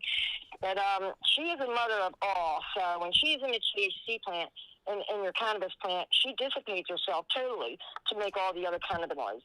But when we can raise her in hemp, and she doesn't have to do anything else but be herself, we've isolated her pretty well now. So I've been working with CBG hemp, and that stops the cancer cells from producing. It shuts them down. It makes a huge difference, because while you're fighting it with all your other things, this one here is at least keeping more from coming in, and at least gives you half a chance, you know what I mean? So as you're taking out 10, you don't have 10 more on your back, you know what I mean? How do we get CBG in addition to the full spectrum oils that we? Well, we're adding it. We're adding okay, it. you add like it.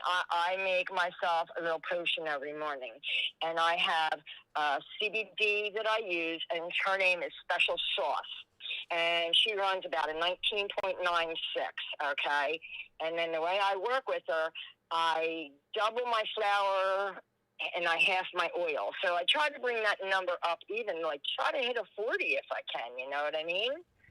In my milligrams. So in my, so I turn around and I take that, and then I take the same serving idea. Like when I make a jar, it is so full packed. And then I take a nice amount of CBG, and I cook it with the CBG in there too. And my CBG, the highest I can get is a 12.26, and that's an outdoor grown. And I try to double that.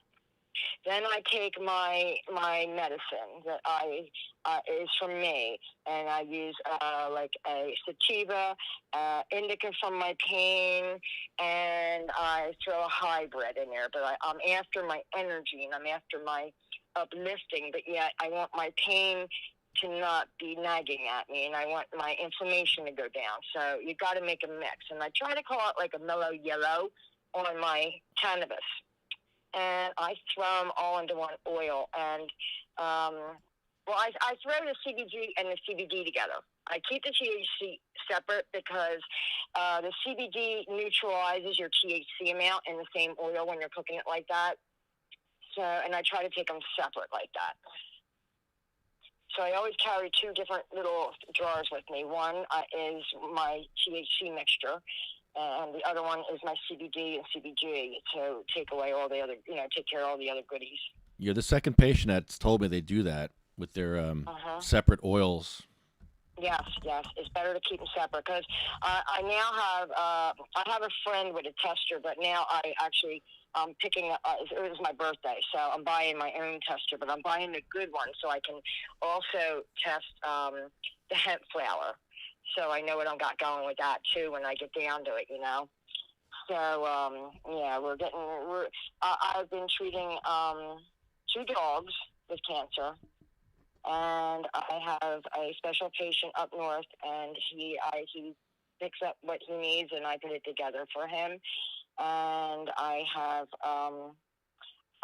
3 children that have autism. And a couple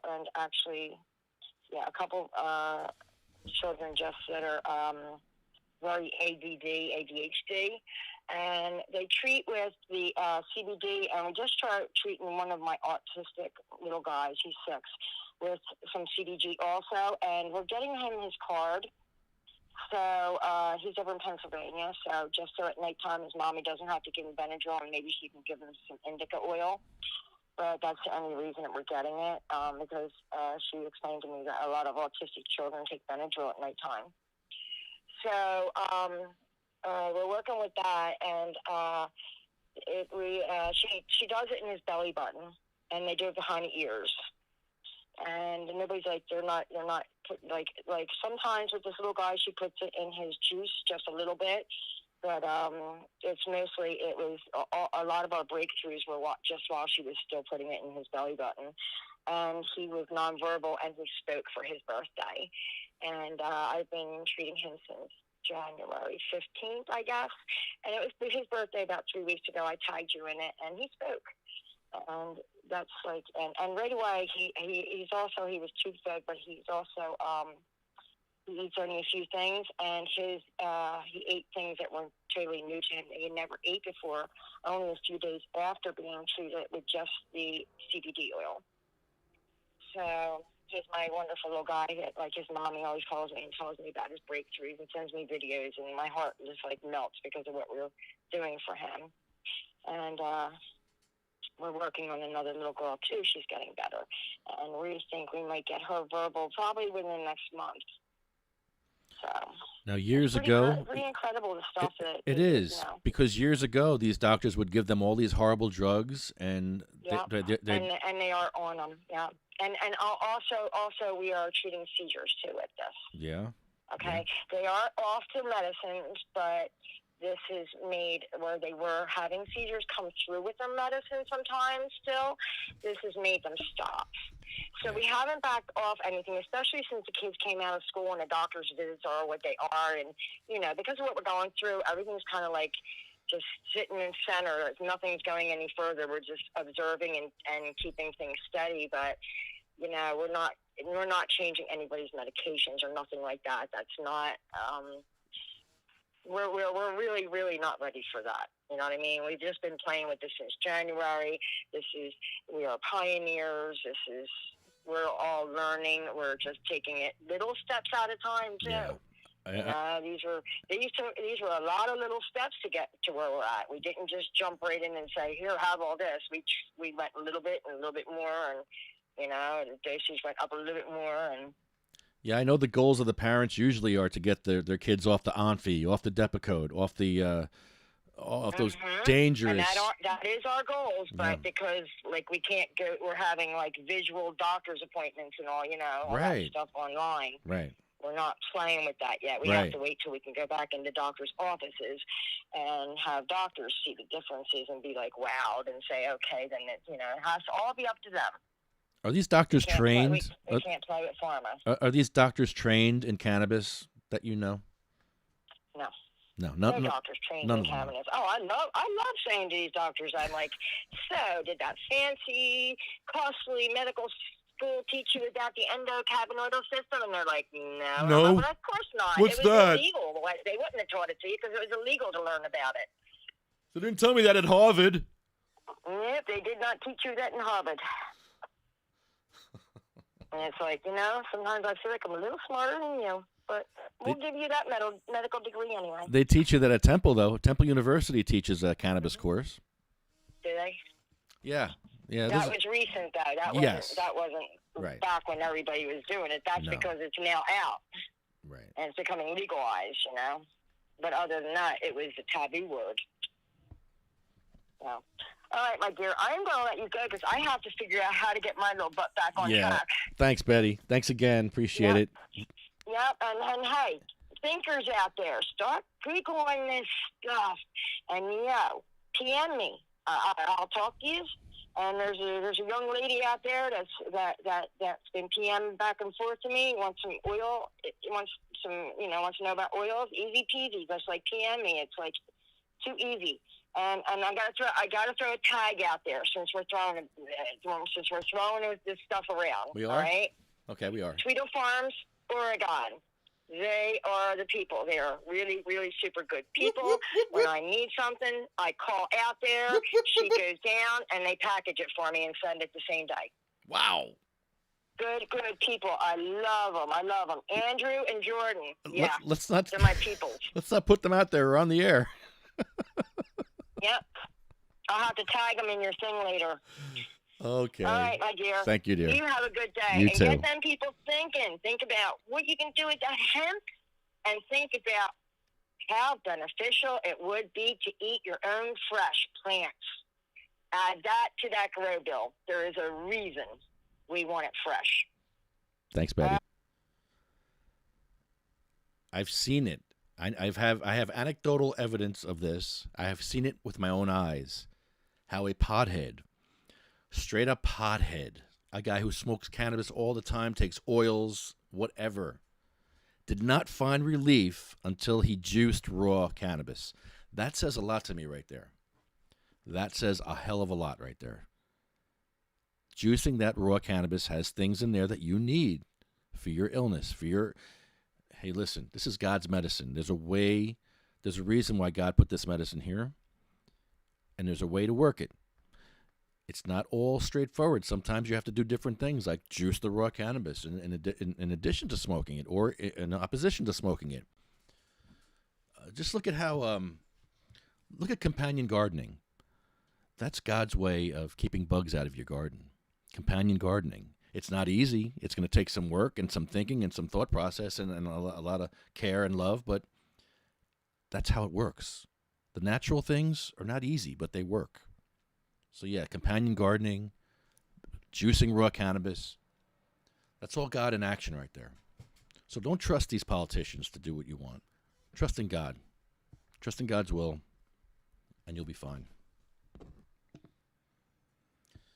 All right, we are going to be out of here now.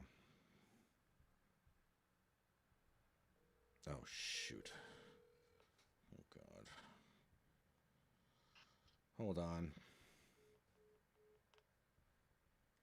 Why is this not working? No phones today, really? Nope, no phones today. This is what I go through. This is my phone. All right, this is my phone thing here. This costs $250. This is what I go through every show to make sure this stupid thing works. I got to sit here and get the lights to blinky, blinky, blinky. Okay, then I go on the phone and I go connect, and it should say connecting. And then I got to go back and plug it all in because for some reason you have to unplug it to get it to read the phone. So now I got to plug it back in. See, look here, I'm plugging everything back in. Boom, boom. Okay, now I should have phones. Let's find out. All right. Yeah, it's working. Now it's working. Please leave your message for 9-7. Oh, hurtful.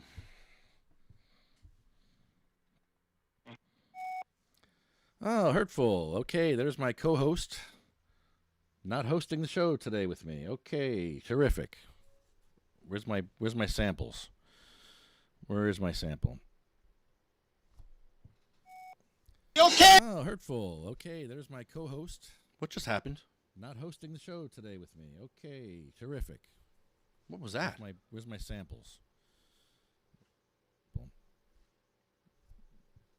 Did I just do that? Okay. Oh, what the hell just happened? Whoa. Oh my God.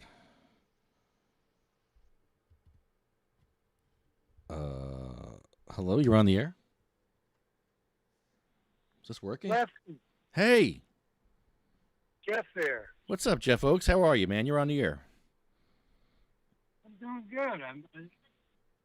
I tuned into your show a little bit. Why am I getting? I'm getting an echo. Yeah. Hold on, I'm gonna fix Your that. shit's all- Hold on, I'm gonna fix that right now. Hold on. All right, that should be better. Hello? Yeah, sounds better, I would say. Yeah. Okay, good. Yeah. So I was just calling in to give you a check on your equipment. So I guess apparently it works now, right? Something's working here. I don't know what. It's working. Here, can you host a show while I hit Bongholio? I'm gonna hit Bongholio. Yeah, go ahead. I know a bong. Yeah, I'm gonna sing the song. I know a bong about 8 foot long. Bongholio is such a big bong. To give you medication, we spin you a song. There's no hesitation in our relationship. Bongholio is great to suck on. People come around and he's giving you a hit. Bongholio is feeding everyone. Bong, bong, big, big bong. Bong, bong, big, big bong. Bong, bong, big, big bong. Bong, bong, big, big bong. Have you recovered? Hold on, I haven't hit him yet. Hold on. Getting my dab tool. Hold on. Yeah, take over the show. I'm too messed up, man. I had to take a lot of medication for it. Anxiety medication. It's this Penny Charles thing. Going in bed back. You went to court today? Yeah, I wrote a little note there, an update on one of our chat boards there. Yeah, they're so messed up. Basically, it sounds like Red Bank court system. Because I was expected, last note I got was like 2 months ago, I was expected to report every day. So I got a few notes from my doctor, which caused some communication with the clerk. And the clerk says, oh, no, the courts aren't up. We're doing telecom. It's like, oh, really? When were you planning on telling? Or were you going to put another hit out on me for another $600 worth of bail or something? Because the last time they did it, they caught me when I was in the hospital. Well, probably one of the times that you were with me in the hospital. And, they put a freaking warrant out for my arrest. It was a failure to appear. Like, are you fucking kidding me? And I'm stage 4 cancer, and I'm in the fucking hospital, and poor Mary had to shell out $600. Not 600, $60, but at 10%, I guess. I guess they said, but it's pathetic. So today, I think they're getting some of the heads together, and I think it might get that all shit, Because like I said, I don't wish any ill will on Penny Charles. I just think she made a very critical mistake at a bad time, and she was there taking photographs for a charity.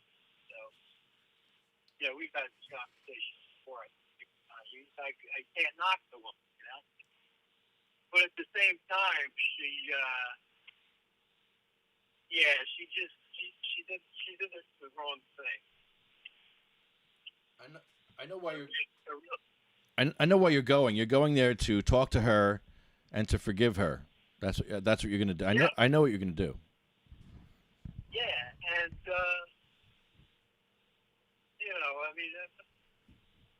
what's in it for? Right. And it was funny because after it happened the next day, I tried to contact her, the charity group. I forget the name of it, and I basically wrote an administrator a private message, kind of, send it to the olive branch and said, hey, unfortunate circumstances.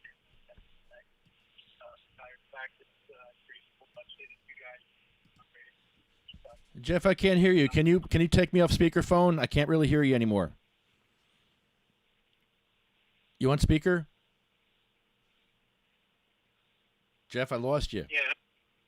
Yeah, I'm losing you. Can you take off speakerphone or? Is that better? A little bit. Up on me? No, I can't hear you. I think you're losing connection. Can't hear you now. Oh boy.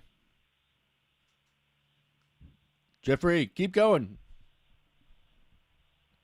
Keep going. Don't let me interrupt you. I'm in my car. Oh, you're in your car. Sam takes up the car. I have to stop. Let it go. I can't really hear you, Jeff. Yeah. But I know Jeff's fighting. He's over there fighting the good fight. Amazing activist right there. But damn high on all the medication. Yeah. Penny Charles assaulted him, allegedly, at the Oceanport track. And Jeff was supposed to go to court today with Penny Charles. And I know that he was going to go to court just to forgive her and to talk with her. All right. How about now? Hey, I hear you. Yeah, I was connected to the car. Oh, My yeah. phone was connected to the car, and I was having a brain fart. I couldn't figure out how to navigate the car to get it turned off. I hear you now. That's better. Oh, shit. So, yeah, it's a beautiful day. Mary and I took a ride up to Navesink and with the dog.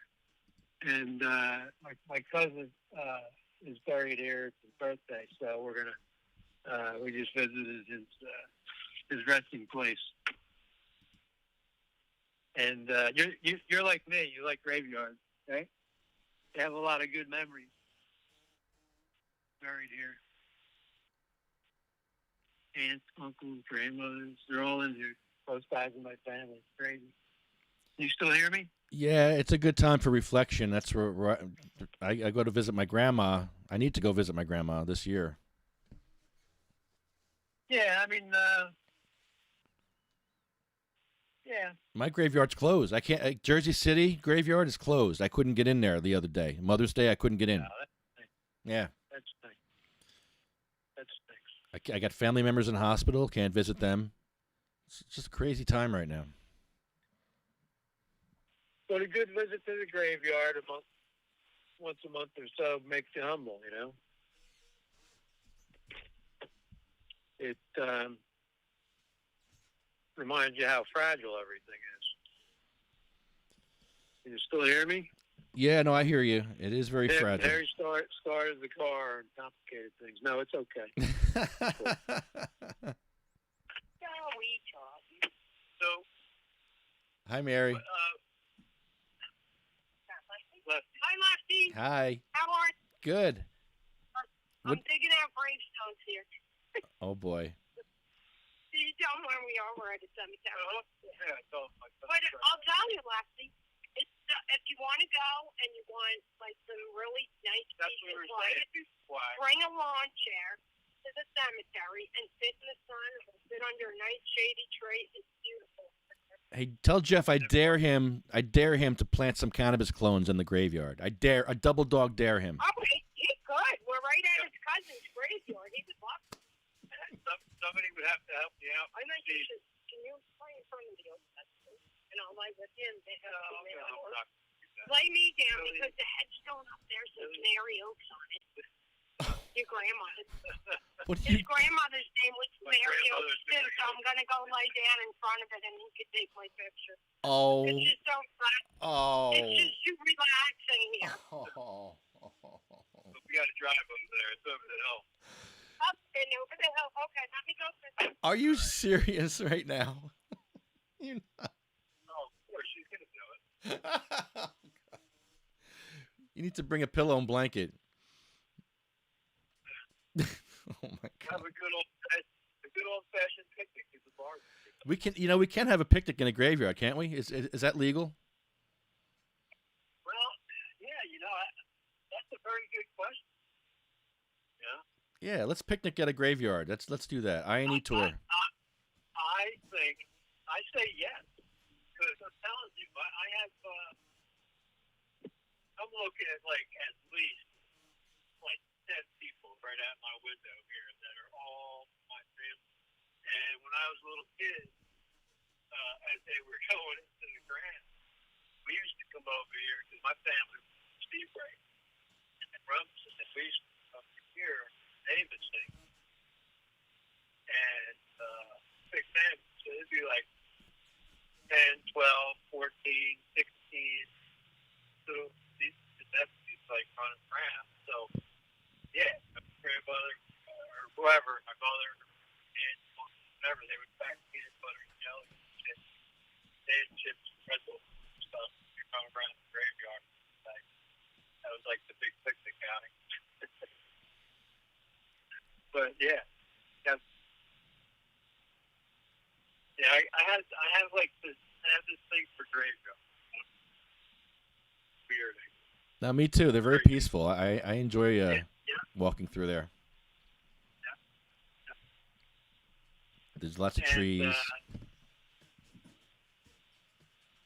I'm getting cremated, so Really? I don't know. Yeah, did I tell you my plan? No, you didn't tell me you're getting cremated. Really? I thought I told you my plan. What I want to do is write out some orders. When I'm checking out, and I'm going to make a list of all my best friends and family members, and my box of ashes is going to have to be sent around to all these individuals on the list in a round robin kind of way, kind of like the Stanley Cup in the NHL. The hockey league, they send Stanley Cup around and they win it. Like customary. Okay. The player gets to share for like a few weeks. And, the thing's like abused. It doesn't go up on some shelf. They actually take the thing out to the bar. They fill it with beer. Everybody's out of it. But, yeah, I want my ashes like 1 month every couple of years. Lefty Grimes to get my ashes. And you'd be like, oh, shit, it's my month. I got to take care of Jeff for a week. I love that idea. I'm down. I'd like to. I want to take. Can I take it a step further? Can we just go to a taxidermist, and this way I could just yeah. And can we stuff you? Yeah,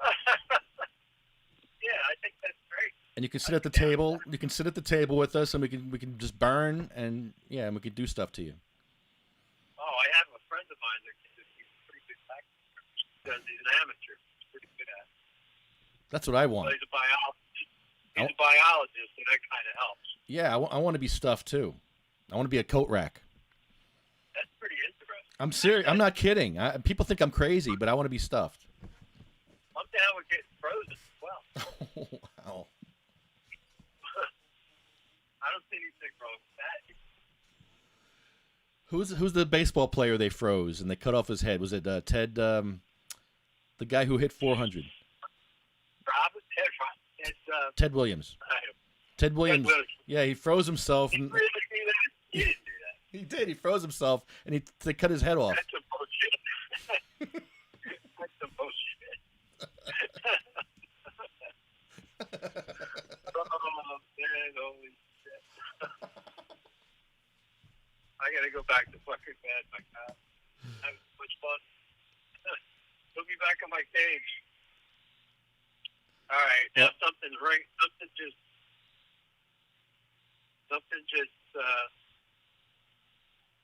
What I happened? heard a bell.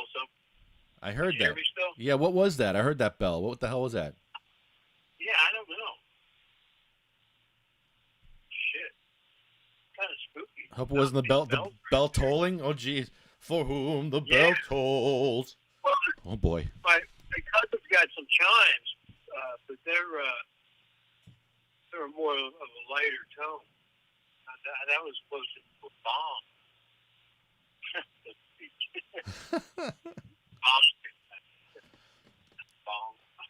Bong, bong, big bong. Yeah. Bong, bong, big bong. Nice. Well, I can't wait to go to a council meeting again. We need to go to some council meetings. I need to do something with my life again. I think there's, they seem to want to have an idea of how all this stuff's going to work, and they're going to stay park on the beaches, on the boardwalks. They're going to have different towns are going to be broken up into different things, yada, yada, yada. So you can pick your spot. I think we're losing you again, Jeff. I think we're losing your audio again. Are you hooked up to the car? I think you're hooked to the car again. How's that better? Yeah, that's better. Mary keeps coming in. Now I can't see. What are you blaming poor Mary for? Look at you. She keeps coming in and starting the car. Poor Mary. She didn't do nothing. Come on, man. Now I can't even see. Oh, there it is. Oh man. I got like. I feel like I have no. There goes that frickin' bell again. Yeah, that's messed I up. wonder if that. I must have an incoming call. I bet that's what it is. Well, I get a million people calling me for a million different reasons, and I'm fucking baked to the fucking gills. I ate like. I was in my nightstand last week, and I found like 8 RSO capsules. Oh boy. And I ate like 6 of them this morning. What? 6? No. Yeah, well, I was planning on going to court, so I was going there absolutely baked out of my mind. You wanted to be drooling. Yeah, drool. Yeah, it was funny as shit. Drool level, please. Oh, I was all ready. And Mary got pissed off because I said, I'm going to go live with my phone. I'm going to put everybody in my pocket. Oh, yes.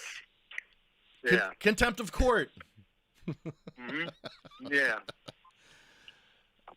Did you drive there? You didn't drive there, did you? No, shit, no. I wouldn't think of touching the steering wheel. No, but did you go there? Did you go there and find it was closed, or did you call? No, it was by phone this morning. Okay, and they were closed. And they had absolutely nothing on the website stating that the court was, what status of the court was, you know? Didn't give you any options to click on to, you know. What are we doing, taking the chimes home? Right here? Oh, okay. Well, Jeff, I'm out of here. They just need new string.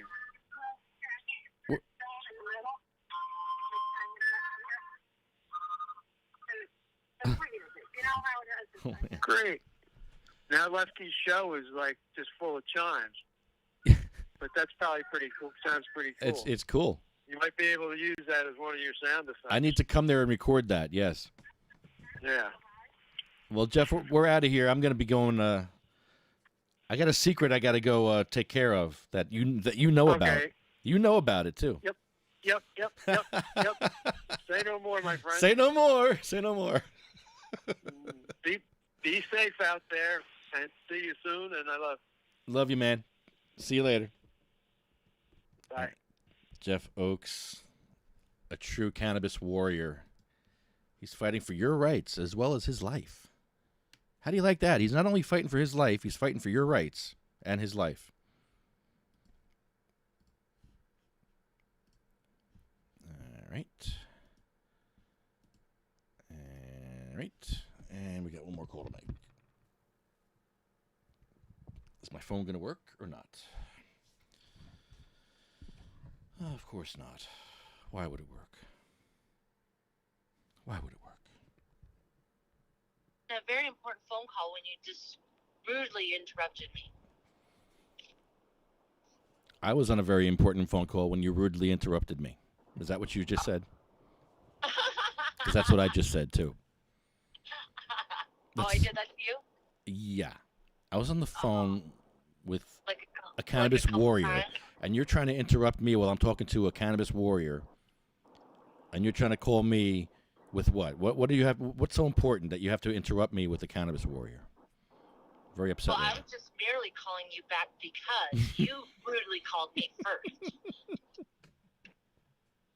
I was kindly calling you back after you rudely called me. Don't you know when I'm on the phone? You know, I was going to put the nice picture up of you, but now I'm putting up the other picture of you. There. Oh, my God. I already saw the other picture. This is the picture you get now. I'm not. Oh, I've already pooped 4 times today. Why do you poop 4 times in one day? Oh, my gosh. You know what? I don't feel good. It's early. I know. Well, you know what? It's because Jose cooks for me, and he cooks really good food, and a lot of it. It's his fault. All right. No, I don't know why. But anyways, I was on the phone with an attorney about my grandfather's land in Arizona. Your grandfather's land in Arizona? What? Right? My grandfather, Henry Whitehair, had inherited land from his father and from his mother that has been that it's unallotted land. I don't know what the fuck that is, but I guess he gets interest off that. I don't know. Anyways, I very well will be inheriting land in Arizona. I won't be getting money because his land doesn't have anything that's producing money, like a railroad or a casino or anything like that. So I'm not going to be, I don't think I'm getting money from what it sounded like, but. Can you host a rave? Can you host raves on there? You do whatever the fuck I want. Yeah, we could fly people out for a rave in Arizona now. No, I'm going to throw a big, weed rave. Just Thank a you. weed rave. Yeah, there you go. Yeah, it's a new thing. Let's weed. do that. Weed is the way. So, I was talking to her, and I need to wait for the other people. There's 12 people involved, and I for my grandfather, so I get to inherit what he would. Wouldn't that be cool? Are you still there? Yeah, I'm trying to fix something here. I'm having issues. That was so dead air. You should be ashamed of yourself. I'm trying to fix something. I'm having problems where our stream is not. Is our stream still up? Can somebody in the chat tell me if we're intermittent? It looks like we're intermittent now. We're having issues, and I'm really getting upset now. Corona conditions are really extreme. It's hitting the internet. Yeah, see, it's frozen. Things are freezing here. All right, we got to get up. We're gonna get off the line here. Let me just end the show. CMMNJ.org, SativaCross.com, MagicalButter.com. I actually did this list before. Sativa Cross West is our final sponsor, and want to thank all of our friends for tuning in today. And this is our list. Our list here is a list of sick people and people that died waiting for their cannabis. It's people like Cheryl Miller, Sabina Rose, Diane, Gracie, Cindy Mae, Marie, Jack, Joan, Randy, Polly, Bill, Chad, Jeremy, Colette, Matt, Troy, Russ, Roger, Jay, Ella, Hattie, Jackie, Anthony, Jake, Armando, Felicia, Lynn, Dan, Sean, Joyce, Lori, Frank, Brian, Flo, Carl, Thorne, Frank, Terry, Charlotte. What a list. What a fucking list. Oh, this list is terrible. It's horrible. Why can't I see Sativa Cross? Why can't you what? You know, the Sativa Cross page. We're having issues here, so let me just end the show. Jesus. Michael Dillon's our last name on our list, yes. And I'll leave Honeybee to tell us about Michael Dillon. Well, my son passed away from epilepsy 5 years ago, and cannabis was the only thing that actually prevented him from having seizures because pharmaceuticals would only work for so long, and then they stopped working, and then he'd have seizures, and then he'd hit his head. And he hit his head one too many damn times. So, cannabis saves lives. Everyone, please give 10% to someone in need because people who need cannabis are sick and dying and can't work and can't do what everyone else can do, like have a job or work a full-time job. So give 10% to someone in need. And hashtag they shall grow. And what's your hashtag? Hashtag votecannabis2020.com. All right. And go. They went with songs to the battle. They were young, straight of limb, true of eye, steady and aglow. They were staunch to the end against odds uncounted. They fell with their faces to the foe. They shall grow not. Oh my gosh. I am trying to find something. Okay, I'm going to do this. I always look every time, but I'm going to try it without my. They shall grow not old, as we that are left grow old. Age shall not worry them.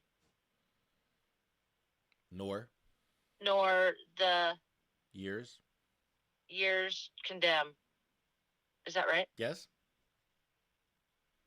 At At the going down of the sun and in the morning, we will remember them. We will.